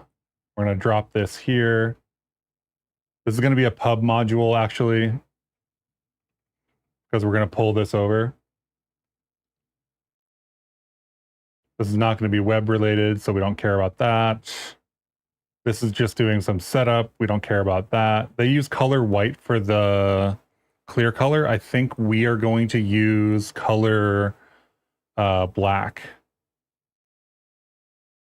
Actually, I think it's the other way around. I think we are going to use white. So if we do the clear color for our camera here, and this is color white, oh, that's not how you write that, white, then when we render our mesh here with the yellow, right, this can be color black. And then we get a basically a mask, right? We get a black and white image that says values of 1 are in shadow and values of 0 are visible. And because I want to do something for the shadow specifically, that's the way that I set it up. I set 1 for shadow and 0 for visible. Maybe that's too confusing. Maybe I should switch that. But it is what it is at the moment. So yada yada. This is going to have an image handle here. This is going to be our visibility texture, we'll call it. Right?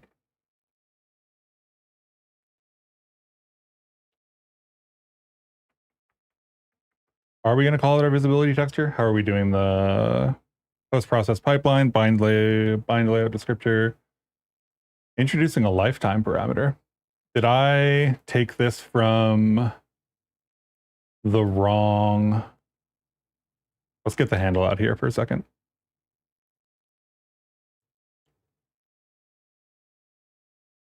Pipeline, post-process pass.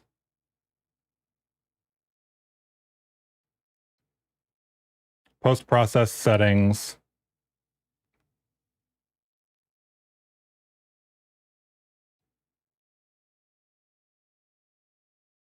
Rotate, update settings. Neither of these are necessary. Default plugins. This is trying to be its own whole thing. We don't need that. We need this to be pub though. It's going to be our post-process plugin.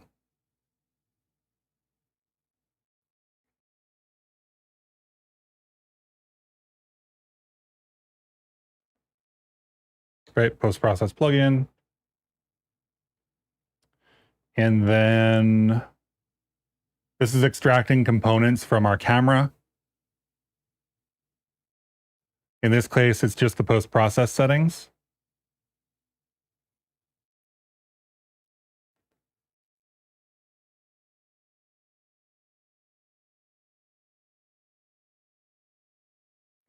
We've got a view query. So this is querying for post-process settings on that camera, or the view entity, technically.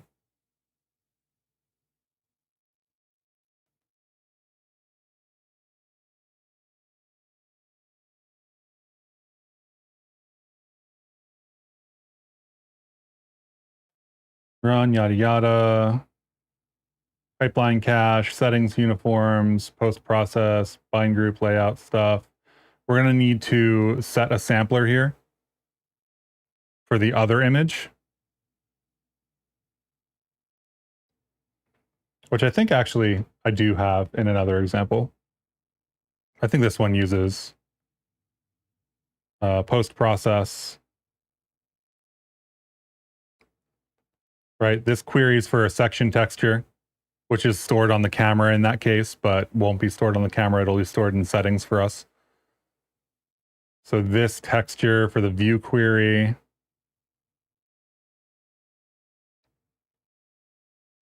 Right, comes down to here. If GitHub will let me select that piece of text.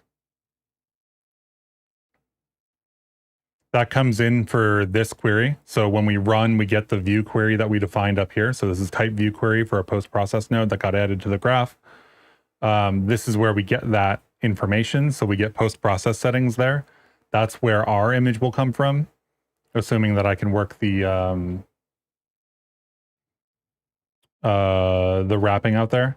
So this is section texture view, because we're getting the sections as ref, texture, default view. Right, and then we just do into binding in the bind group entries. So it just goes into one of these.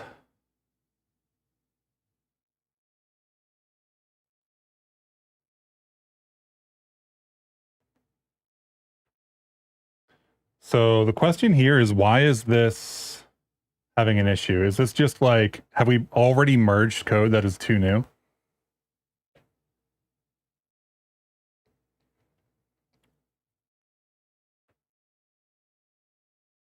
What is this is get bind group layout. Where's this example? Custom post processing, get bind group layout. Have we already merged code? Let's do the blame for 181.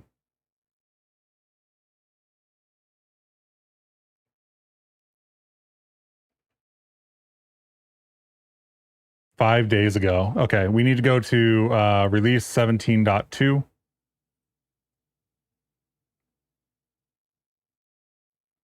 View the code, and this is actually going to be our whole thing. So I'm just going to paste that code in here because basically it's all copied code for the most part. Like setting up a how do I say this? Setting up a post process is basically a lot of the same code over and over. A custom post process anyway. Graphics APIs tend to be a little bit verbose. So we'll make this pub, we'll get rid of some of these things. We do need this post-processing shader, which we don't currently have. So where's our assets? We don't have an assets folder. Do assets, post-processing, WGSL. This is just gonna crash if it tries to compile, but that's totally fine. We're gonna import this from our own thing, not from Bevy.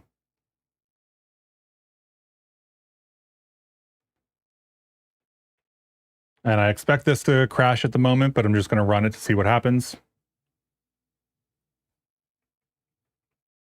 This is not color, this is color.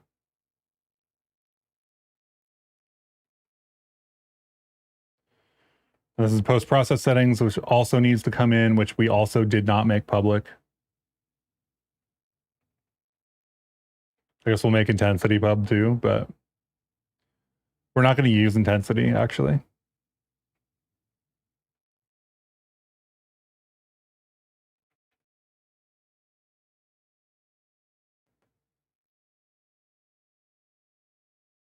Cool. So our shader doesn't get found, which is actually exactly what we expected. We can go take a look at the shader that's being used. I think it doesn't really do much, if I remember correctly. The custom post process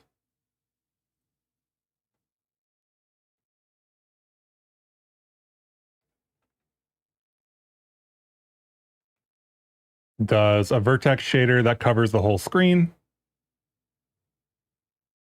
Why is that not highlighting? I guess I completely turned WGSL off. It's probably for the better. Post-processing the WGSL, assets shaders. This doesn't need to be in shaders. I guess it could be. It's a little bit too much organization for me, for this project anyway. Yada yada, cool, cool. So post-process shader, then. This is supposed to be sampling. I'm surprised it doesn't have any impact. Are we in the 3D? This is a 3D post-process node. Core 3D. That's going to be unfortunate.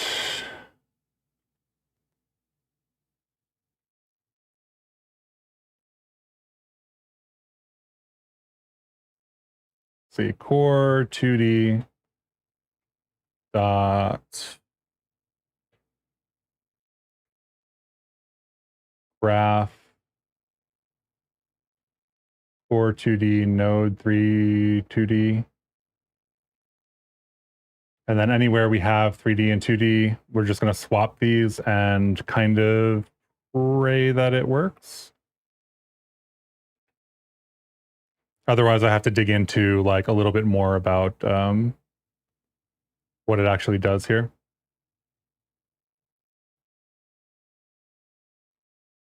Is there a tone mapping pass? There must be because the enum is valid. So post-process label and post-processing.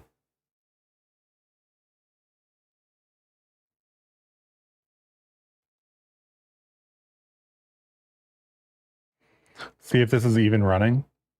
This.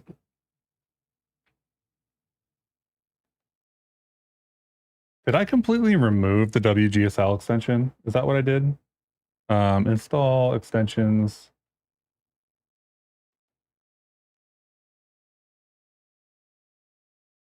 Yeah, let's enable this.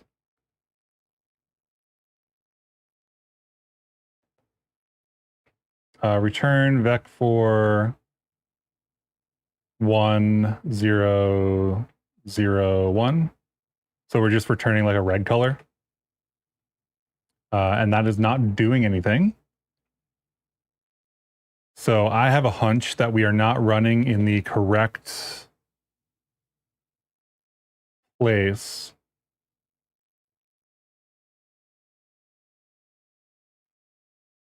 Let's see. Thinking through this. Post-process settings. I placed this on the wrong camera. That's what I did. I need to place post-process on our original camera, our regular camera, not our mesh, visibility mesh camera. There we go. There's red. I should probably prove that it doesn't work with 3D since I made the change, but I didn't.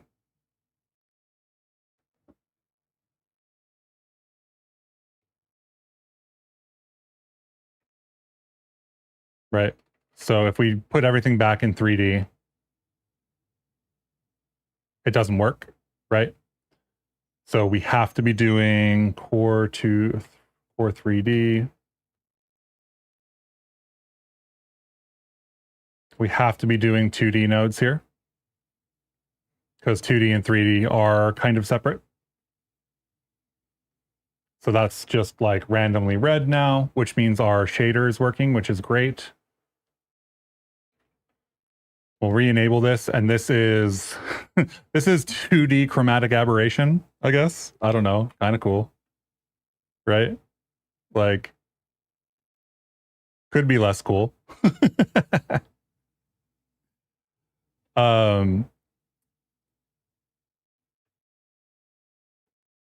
Okay, so post-process settings needs to take in this image, and we need to pass this image into the bindings.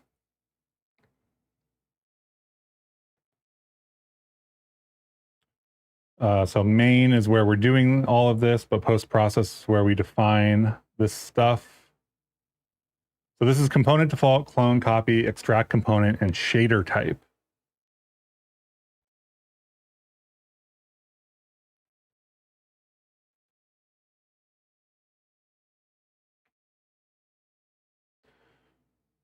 So this can no longer be copy if we have the handle there. And shader type,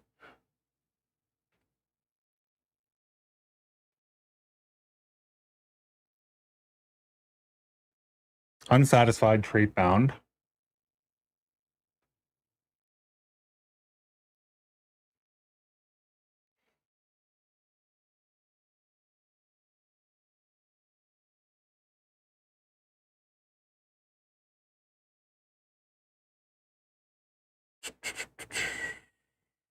So post-process settings is getting used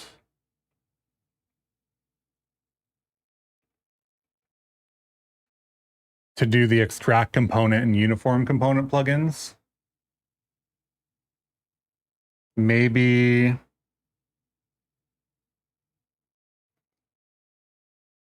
we need these to be, oh, that feels weird. It's not uniform, right? If it has a handle, then it's not just the uniform.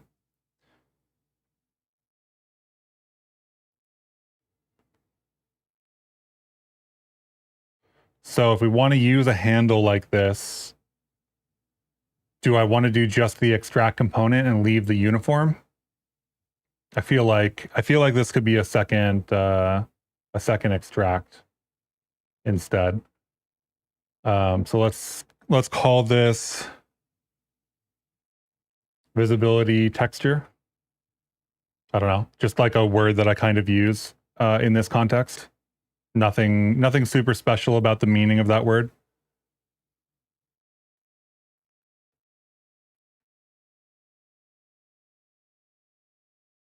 Right? And this is derived component. I don't I don't think we need a whole lot else. We can derive clone for this and extract component, right? And then we take the image out of the other thing and put shader type back in here.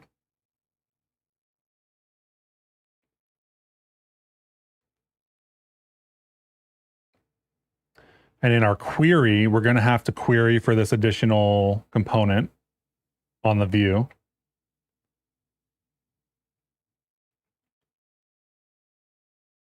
Right? And then our view query is used here. So this is going to be right below post process is going to be visibility texture, right?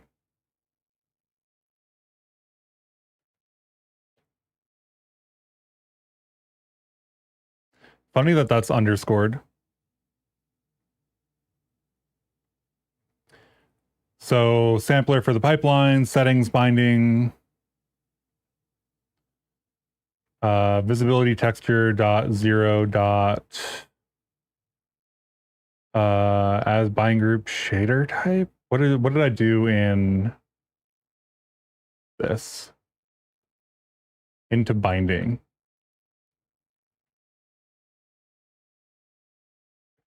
Which I don't have. So let's look for section texture,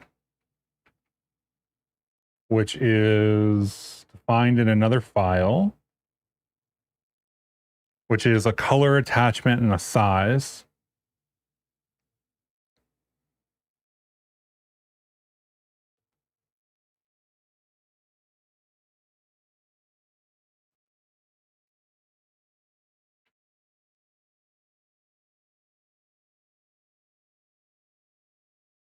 So this is render world stuff.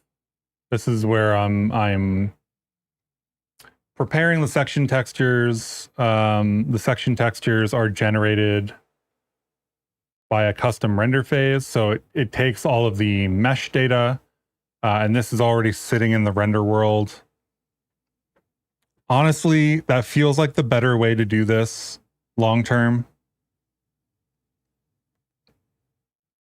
Trying to think through this. It feels like the maybe the upload cost of keeping that image on the CPU might not be great.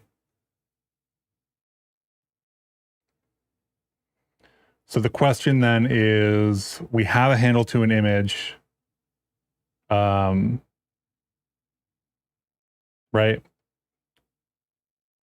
And this could be as bind group shader type.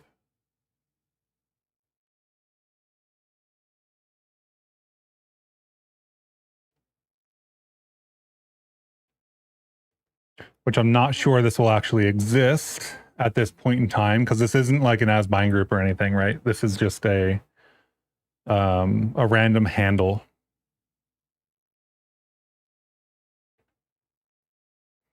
Check the docs for extract component plugin.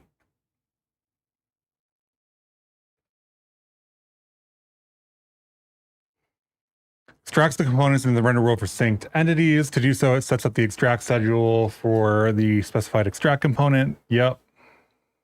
That makes sense.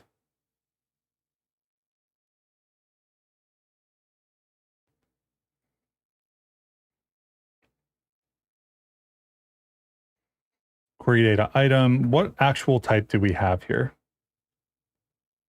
This has got to be, this is actually a handle to an image.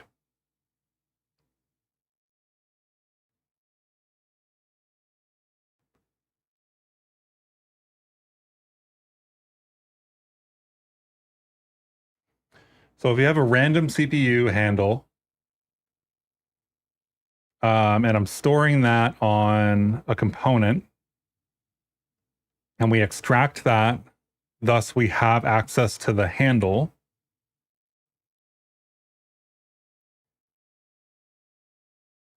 We need to turn that into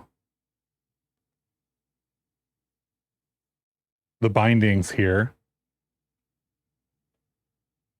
The only way that we have to do that on this particular function is this, which means that we would have to grab all of the images.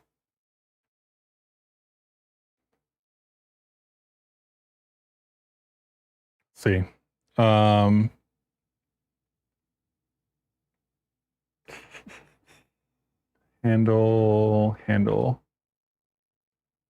Handle as bind group shader type returns the shader type for self. When using as bind group derives, it's safe to assume that all images in self exist. I think that we are safe to assume that the image exists because we used extract component, but I'm not 100%. Let's look for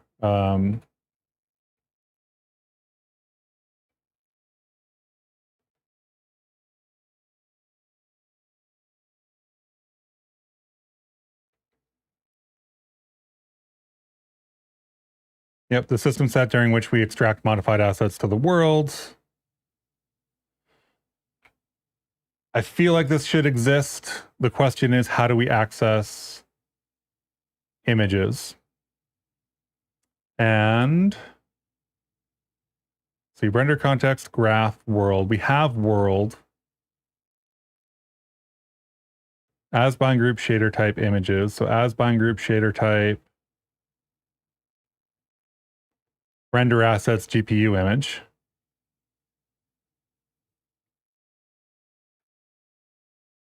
So what world get resource render assets GPU image.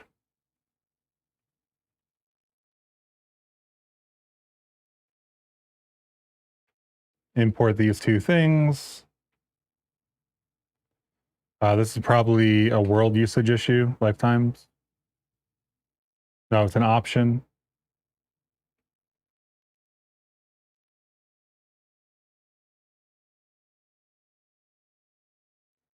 So this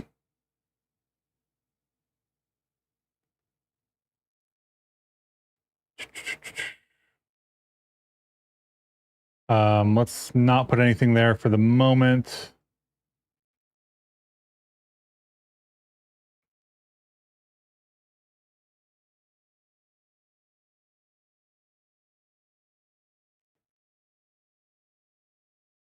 Why is that an issue? Do I have to specify a type there? Interesting. T shader type.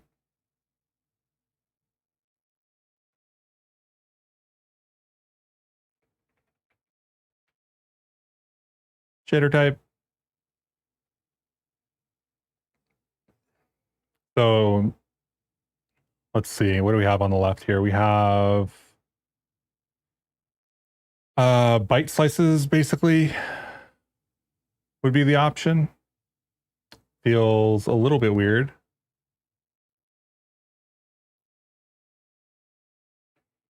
Let's check for GPU image. This is like textures and stuff.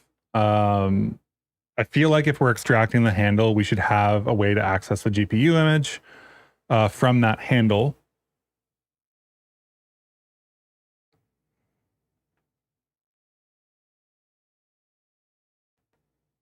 Right, so render assets.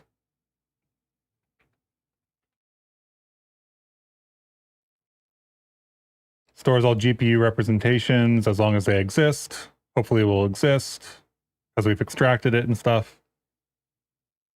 This is an example in GPU readback.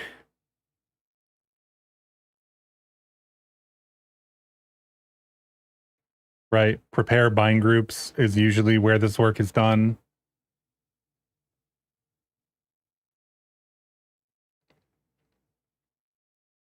Images res render assets GPU image images.get image 0. Right. So .get .0.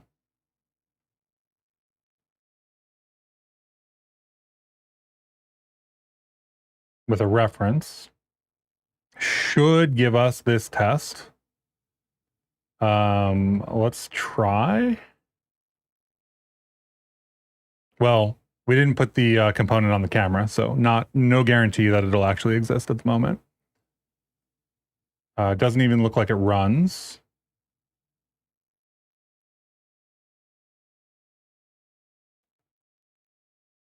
So what's the thing that I called this? I called this visibility texture.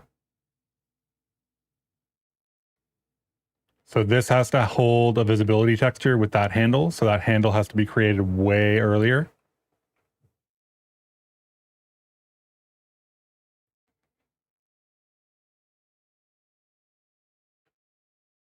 Right, because our cameras are kind of passing this image handle around.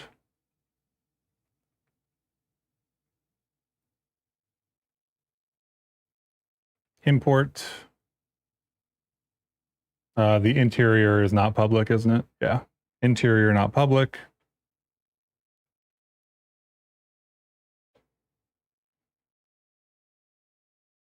You know, I thought that the everything works, it looks like, which is cool.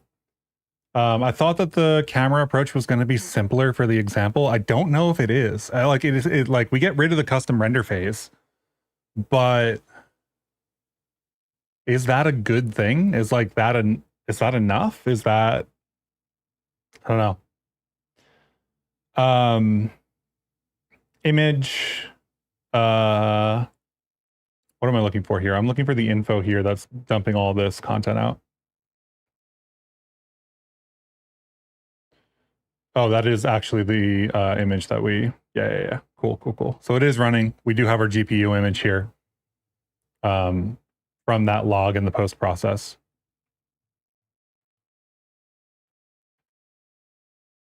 Wherever I put it here. So test exists, which is great. I think we can unwrap this. Let's start with just unwrapping it and see if the program crashes. It is possible when doing things like this that there's like an additional camera or a mesh you didn't think about, or like a thing without a component that you thought you had because your example all had components, like stuff like that. So visibility texture is what I'm going to call this. Well, I should call this something visibility handle, right? Visibility handle, and then the texture is the actual GPU image. And then the texture we can throw in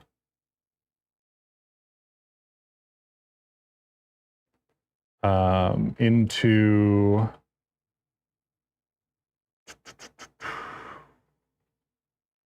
aspect, sampler, size, texture format, texture view, dot into binding.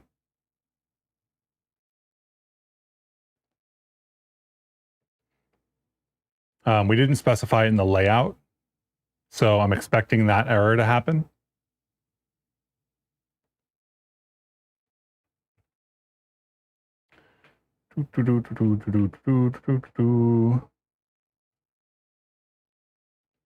Bind group layout entries, single, vertex fragment, binding. Where's our fragment? Right, shader handle, mesh pipeline, section data layout, render device, bind group layout, section data, bind group layout, vertex fragment. This is like both stages. So the data is going to be available in the vertex shader and in the fragment shader. Binding type, uniform, yada, yada. Where is this section data layout clone kind of thing?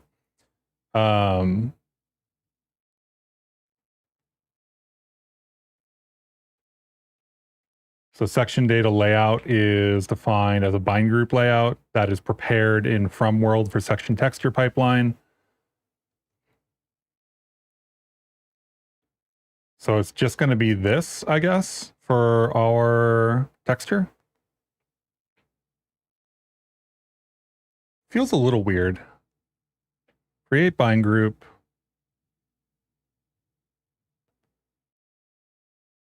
I think we aren't creating the bind group. I think we're losing a couple systems here in terms of the bind group creation. But this post-process example is also like, it throws everything in run anyway. I don't think we have any prepares in here. Yeah. So like it's not cut up into systems anyway. So if we have to do something that's a little bit wonky, I think that's okay for the moment. Where's our layout?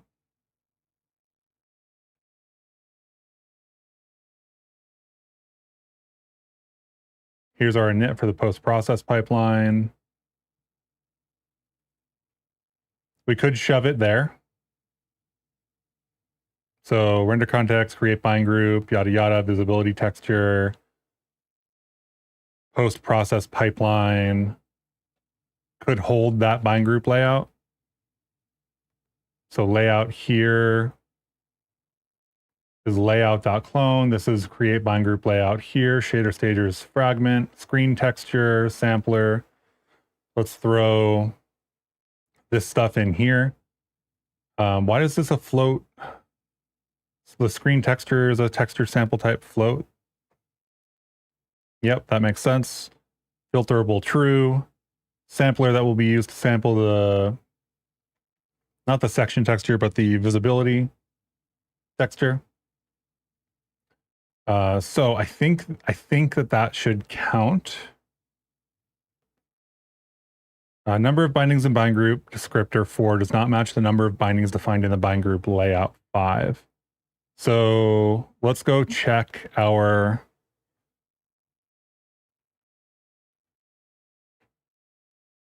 texture usage here. So we've got the sampler that we need to pull in.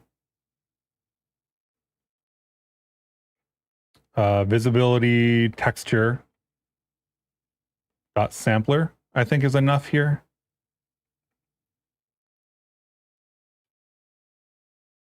I know I'm just kind of like driving forward. If there are people with questions, please feel free.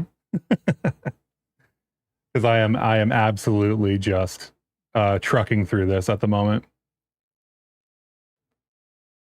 Yada yada. So the intensity is still there, the screen texture, texture sampler. So if we overlay this on top and we say that this is going to be bindings 3 and 4, because that's how we set them up in the layout. This is going to be, I don't know, we can just comment that out. This is our, this is our visibility texture with chromatic aberration applied for no reason. If I can find the little, I don't know where our mesh drag is. Let me see if it's in here.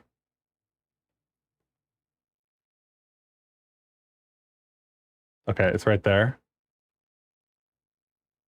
There we go.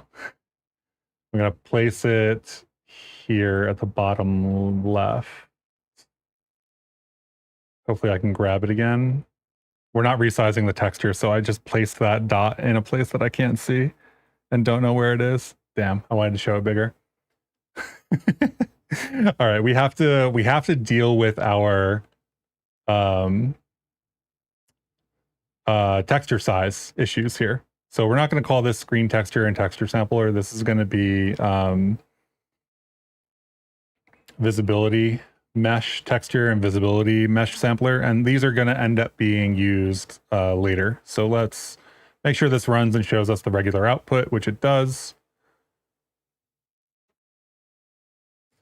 And what was my next step? I just lost it in my head. Our next step is we need to be able to resize this texture. Right, this image handle needs to be resizable. So visibility texture, we're going to add a system in here. Again, all of these like update visibility texture.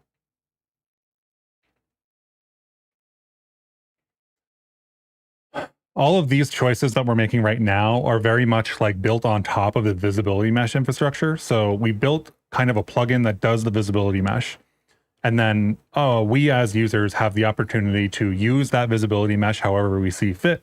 In this case, what we're doing is we are rendering it to a different camera layer, using the texture from that camera layer in a post-process pass, currently doing chromatic aberration for no reason, but that post-process pass is going to define what is visible or not visible, and apply a texture over the top of the other one. But we need them to be the same size to be able to do that. So this is like code that you would, well, let me reframe this. A 2D visibility mesh plugin might supply these functions, but they are effectively end user code to write, because you don't have to use the visibility mesh like this. You get to use the visibility mesh however you want. So this is a query for the visibility texture. And for texture in and mute query, we probably need the window size. See, I actually have that up on my other screen because I pulled it up earlier while we were looking for something else. We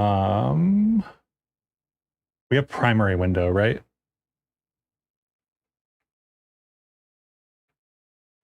Single window with primary window.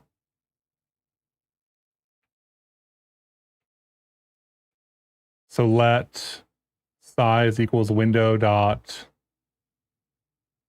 size. And if you ever do like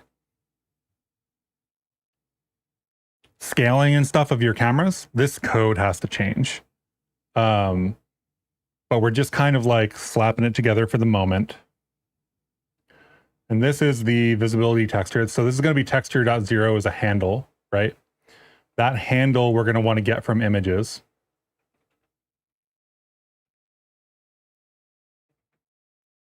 Right?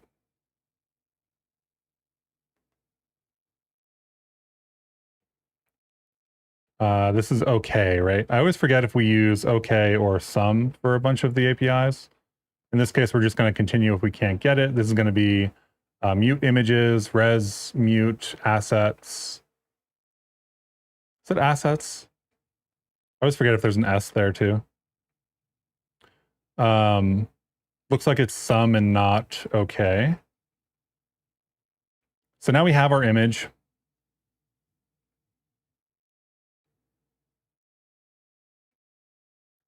And this takes an extent 3D, right?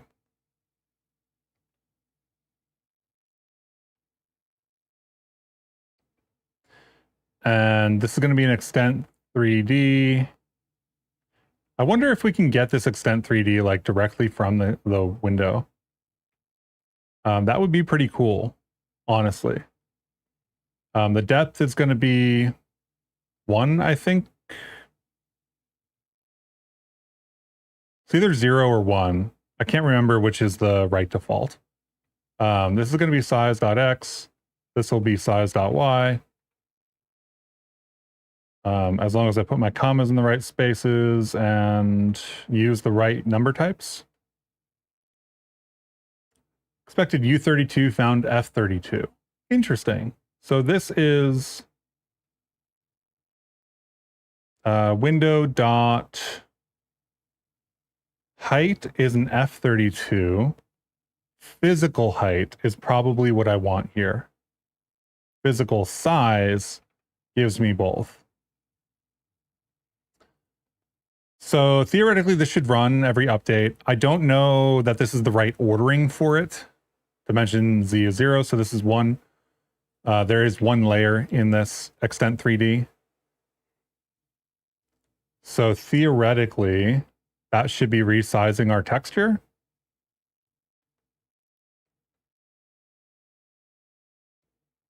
Hey, what would be best? Getting the size from the window or from the camera render target? You're not wrong.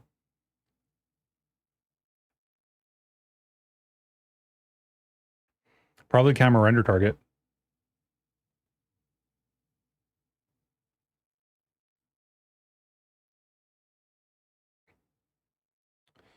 You know what? Let's just make this a new thing. I don't know why I reached for window immediately.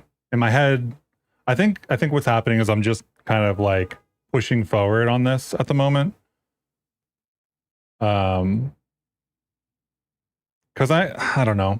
Like deep rendering stuff always feels a little bit wonky, you know?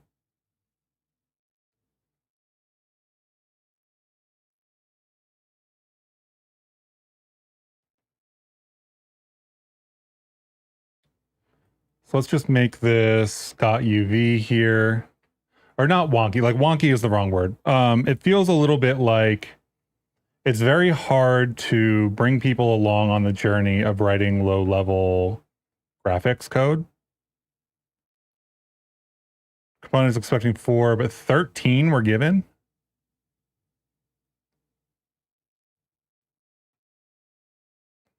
Five were given.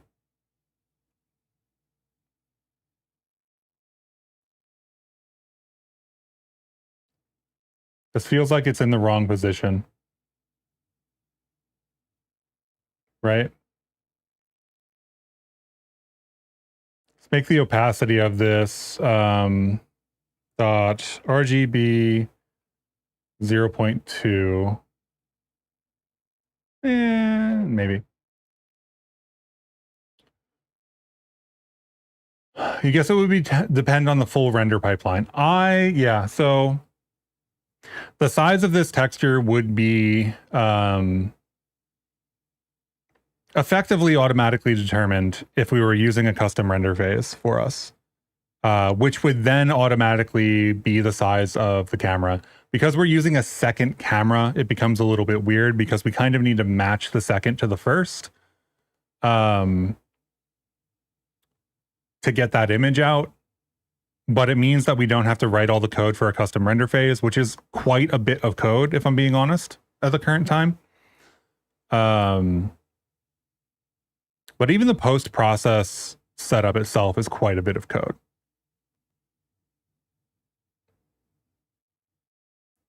So, where is the, let's see, docs.rs. Let's look at the camera.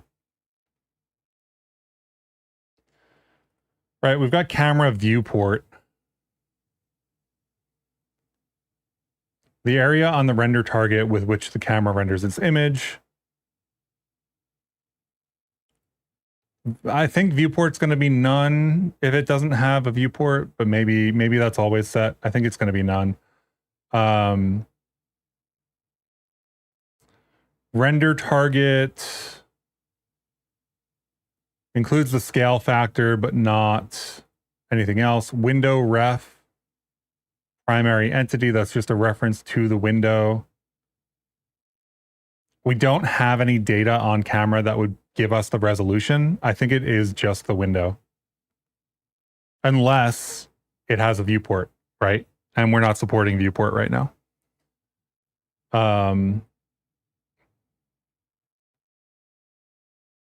Because this would be just a reference to the window, and then it would be the reference to the window to the resolution or the image size, which is what we're already doing.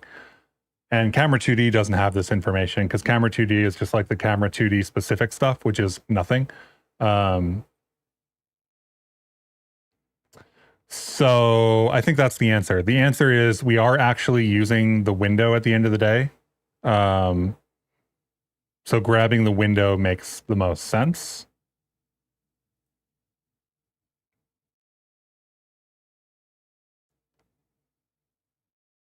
There are some fancy things you can do with cameras to do like multiplayer views or like Voronoi split screen.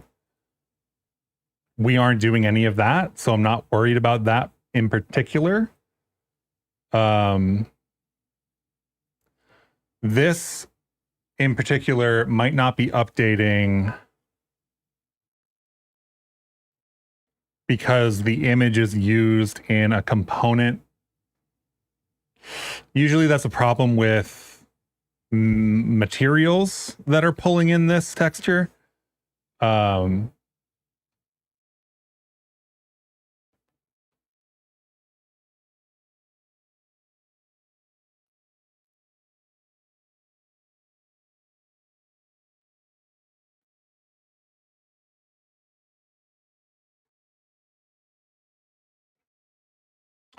So let's say this is screen.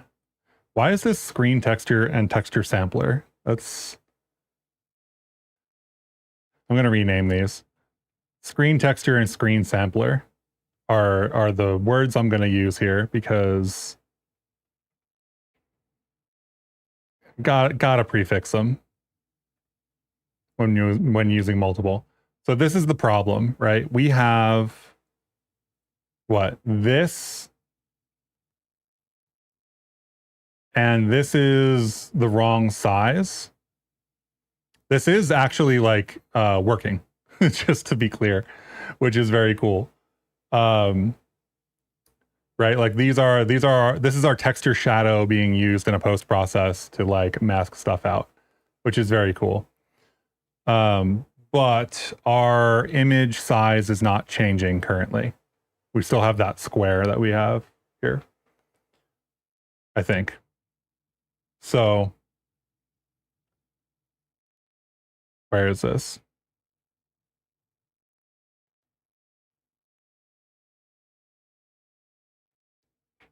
Let's see, info resizing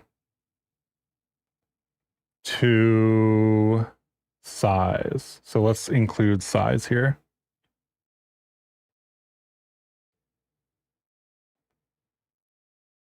Right, so when this changes, it's supposed to be resizing. Doesn't feel like it is, but it's supposed to be. And if I show the actual size, it should be bigger than the camera at that point, and it's not, right? Like there's a box over here, and I think the box is actually right here. 1, 2, 3, 4, 5, 6. We have 6 items right now, right? Yeah, so it's like definitely scaled down.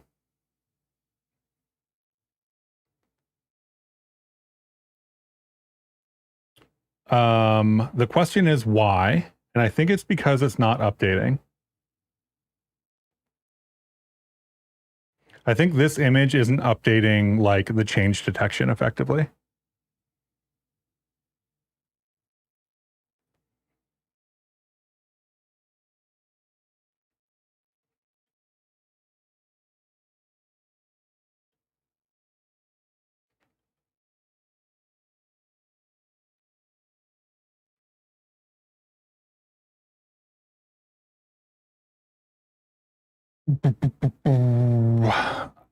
Yes, is there a way for us to check this in the post process? This is going to be texture, right? So this texture dot size. Yeah, let's output the info here. Let's do. Sometimes one of the things I like to do is put a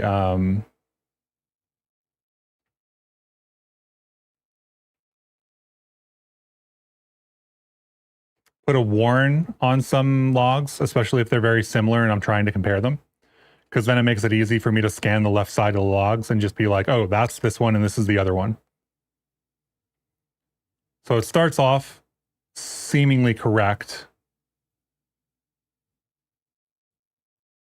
and changes to seemingly correct.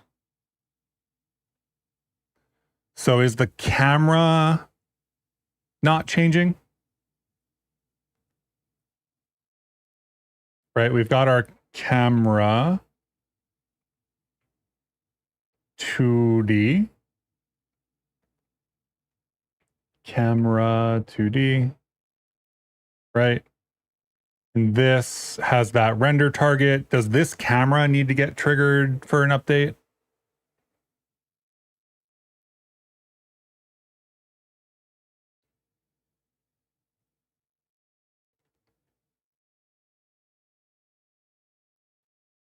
This visibility texture is not going to be on that camera. So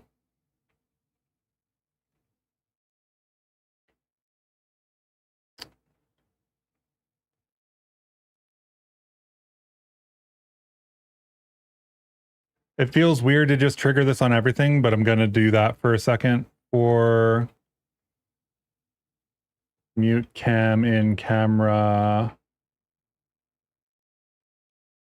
just to see if that's the issue. I don't think we actually have to change anything per se. If we access it mutably, that would be enough. So that's interesting. The other question I have is if we look at the camera here, what do we see?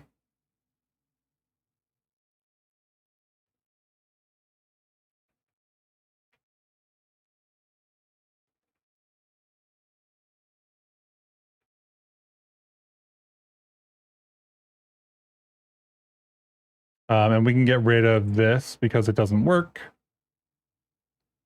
And this can be shared reference.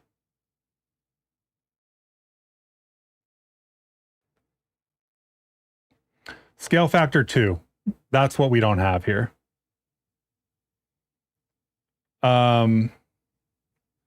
Scale factor 2 feels like it would be good enough.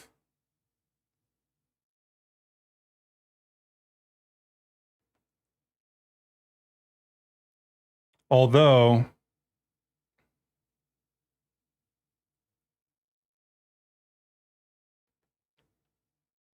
we are sampling this thing from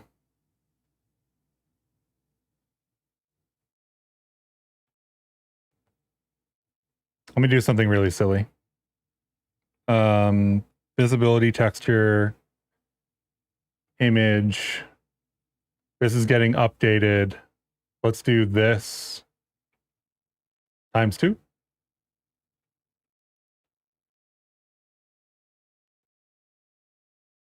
Which is actually times 0.5 apparently.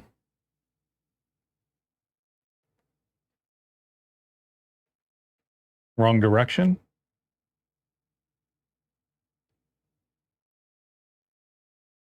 See, it doesn't update.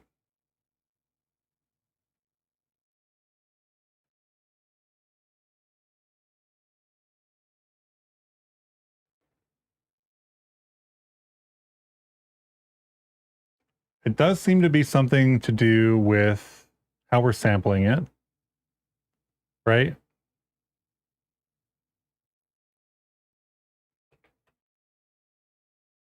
Because we could do it over there. We could do this over here.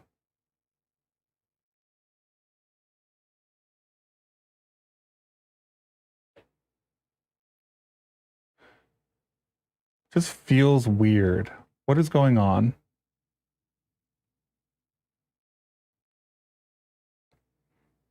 We have the texture. We have the UVs of the window. We're using the UVs of the window to do sampling.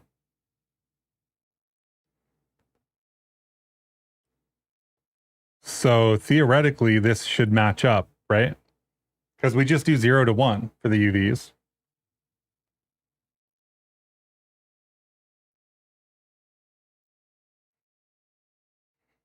Why is this an interior? Let me do this. Let me do a sample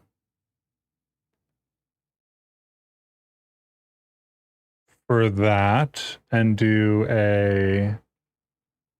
this just to get a better view on it. Right? I grabbed the little thing. Unfortunately, the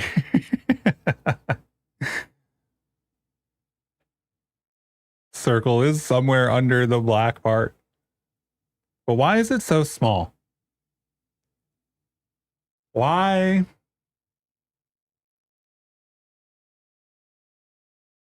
It feels like it's almost being offset by something else.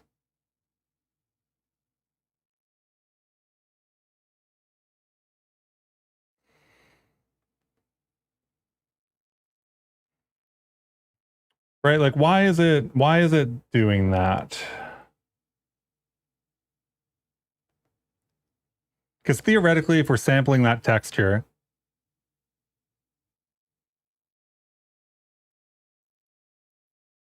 it should be like creating the image at window size and sampling it.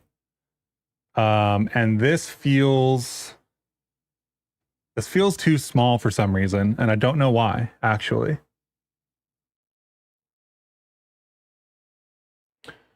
You might be wrong, but it looks like two issues, maybe one. The texture not resizing, maybe it actually is resizing, and it's it not being mapped correctly. What do you mean by it not being mapped correctly? The texture is actually resizing on some level. I think that's especially notable because if we weren't resizing, this would be a square, right? So if I didn't set the resize here, right, for that image, then it would be a square of some kind, and thus looks very weird.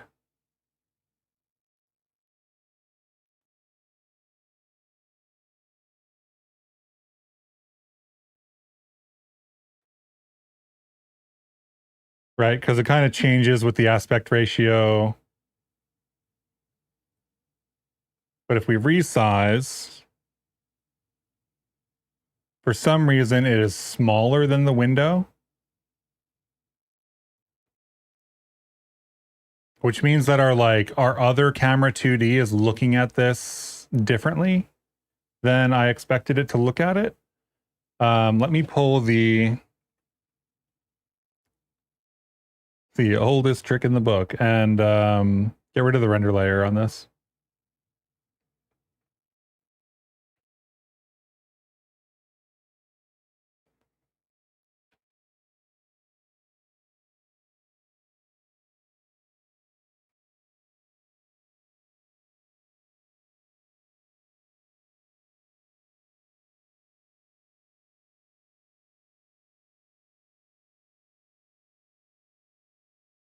And why is it suddenly correct?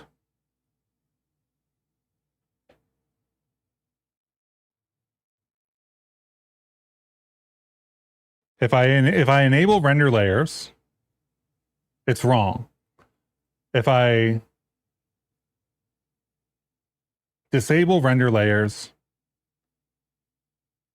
it's correct. Have I found a bug?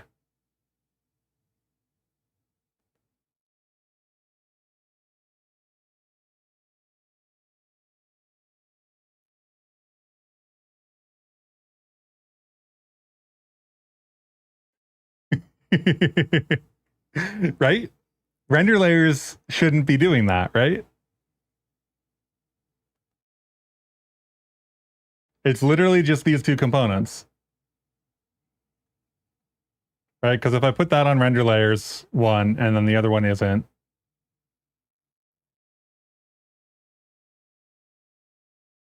Are we using the old rhombus in this example?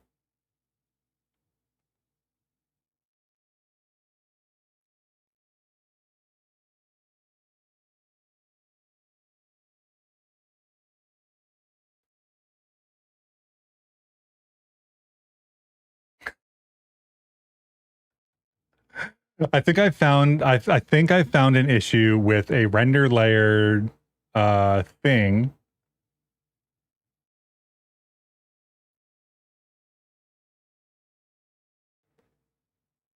No, okay, sorry. Hang on. Let me change this. Because if we actually show the mesh, then the mesh is actually rendering.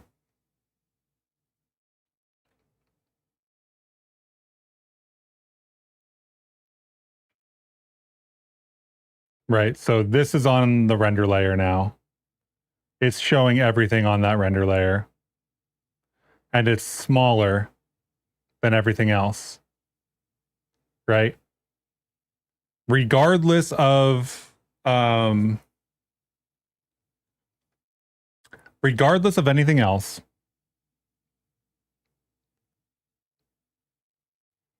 this camera is for some reason smaller than the other one.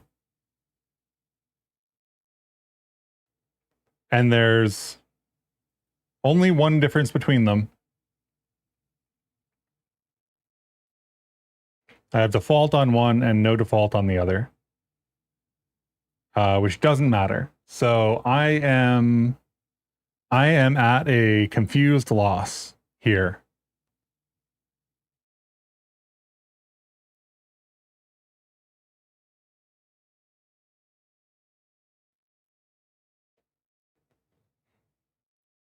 You have no idea if it's a bug in Bevy or another place. Yeah, it's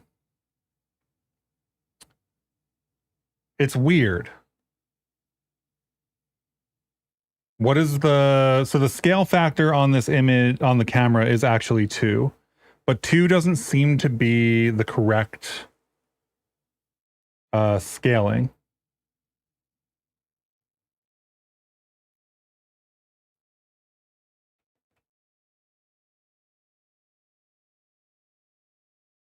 That's the wrong one. Right? That just puts things in like very much the wrong place.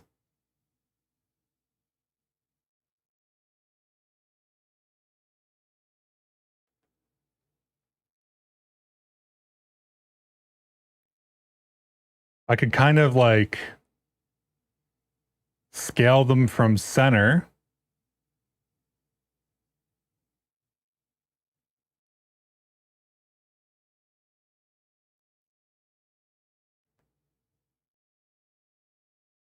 But it feels like I shouldn't have to do that.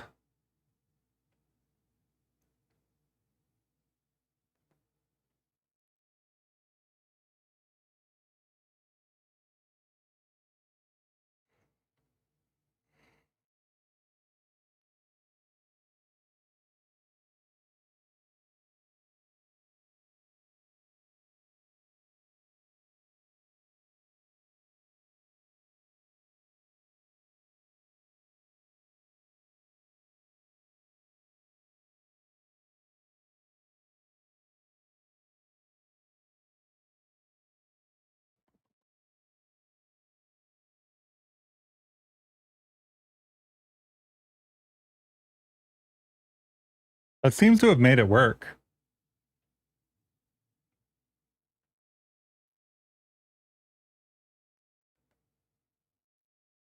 Very strange. So let's enable the render layer for the other thing.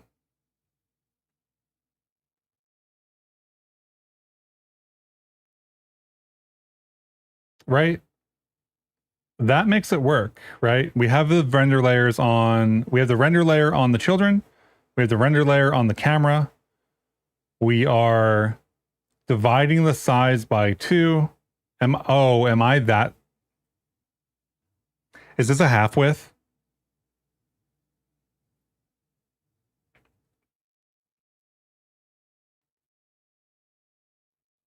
Width, height of the extent. That doesn't help. I want to say that's full width. Window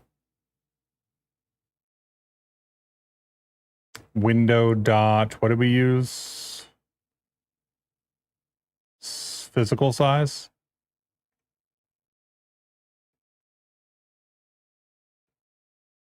Client and physical pixels. This has an over 2 on it.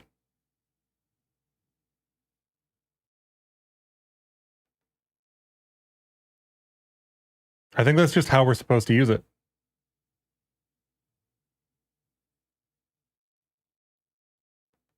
No, this is a split screen example. That's why they're doing over 2.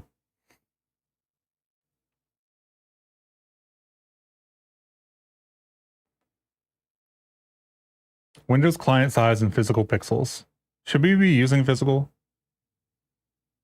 I feel like we have to because it's the only thing that returns. Okay. Physical size is actual height and width in physical pixels. Logical size. That should be used to scale elements inside the window mentioned in logical pixels.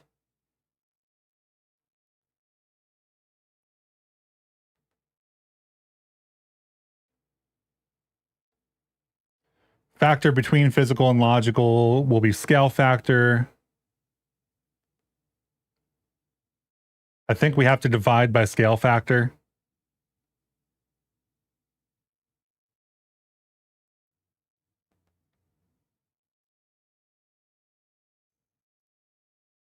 Trying to find something else that proves that. Half extents is 0 times resolution.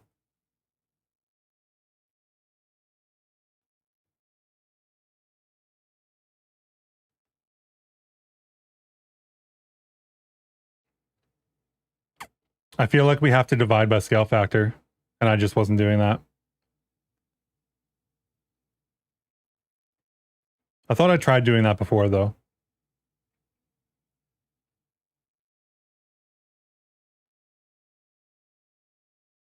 It's really unfortunate that we can't get a number that we need, though. Window dot scale factor gives us an F32.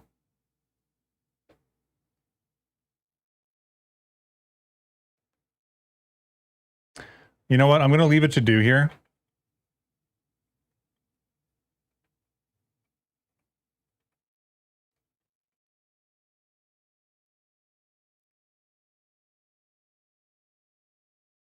I think that this is a thing that I need to look into, ask some questions from somebody on. This is obviously the scale factor. We're obviously dividing the size by 2, which gives us like a half extent. Why is a question in my head. But it is the right thing to do. Also, if we divide by the scale factor, then that is not the right number type. So that gives me pause. So I need to check in on whether that is actually a bug or not in terms of like, for this extent 3D, is there a better way to define it based on the window or based on the camera or based on the, like, I feel like there should be a function that is like camera dot extent 3D. And that should just work. Whatever that is should just work. And I haven't found one, so maybe I'll make one. Maybe that'll be our second PR on the day. Okay, so with all that said, here's the thing, and I want this reversed.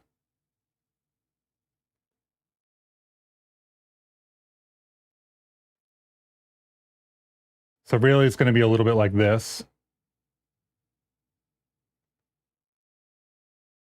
Remember, this rhombus is the messed up one.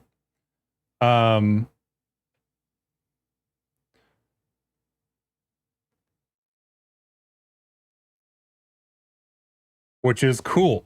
This is like the thing. I think we're a pixel off in various places for sampling reasons, I want to say. I think this is not a, we're using texture sample right now. We could be using texture load.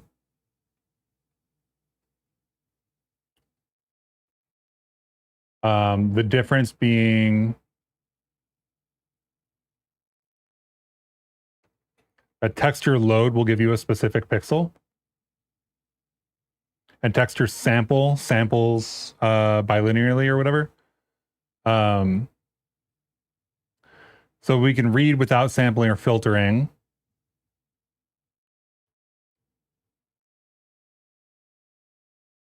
Right, texture load coordinates,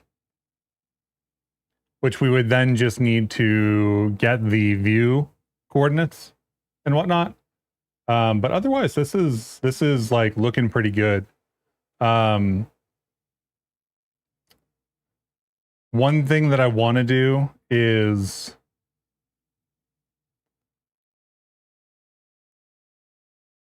like the floor and the walls, while this is cool, I would like to put some noise sampled into those so it looks a little bit nicer.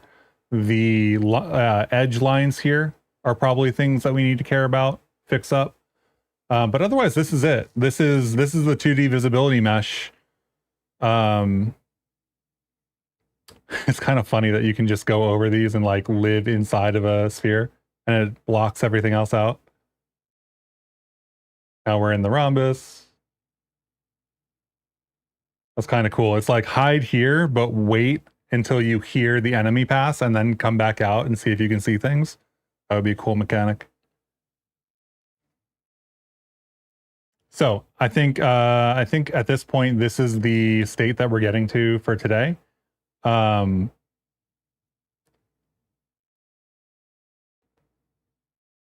that my, okay, there's still light in my room.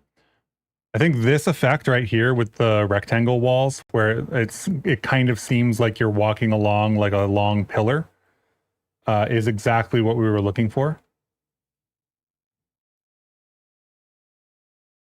So if we go back to that example that I was looking at earlier, which is ape out, that's the way that ape out functions. Is there a Steam page for ape out?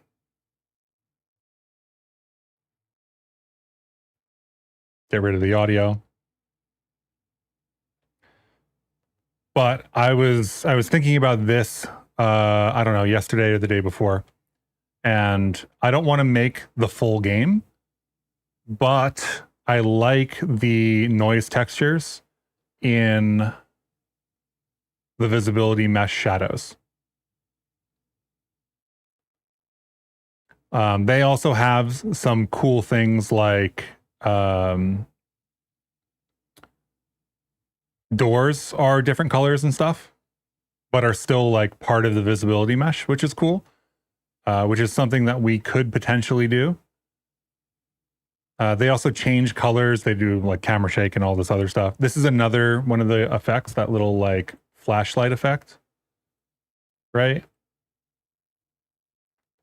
Like this is flashlight modulated by noise as it gets further away, showing different areas.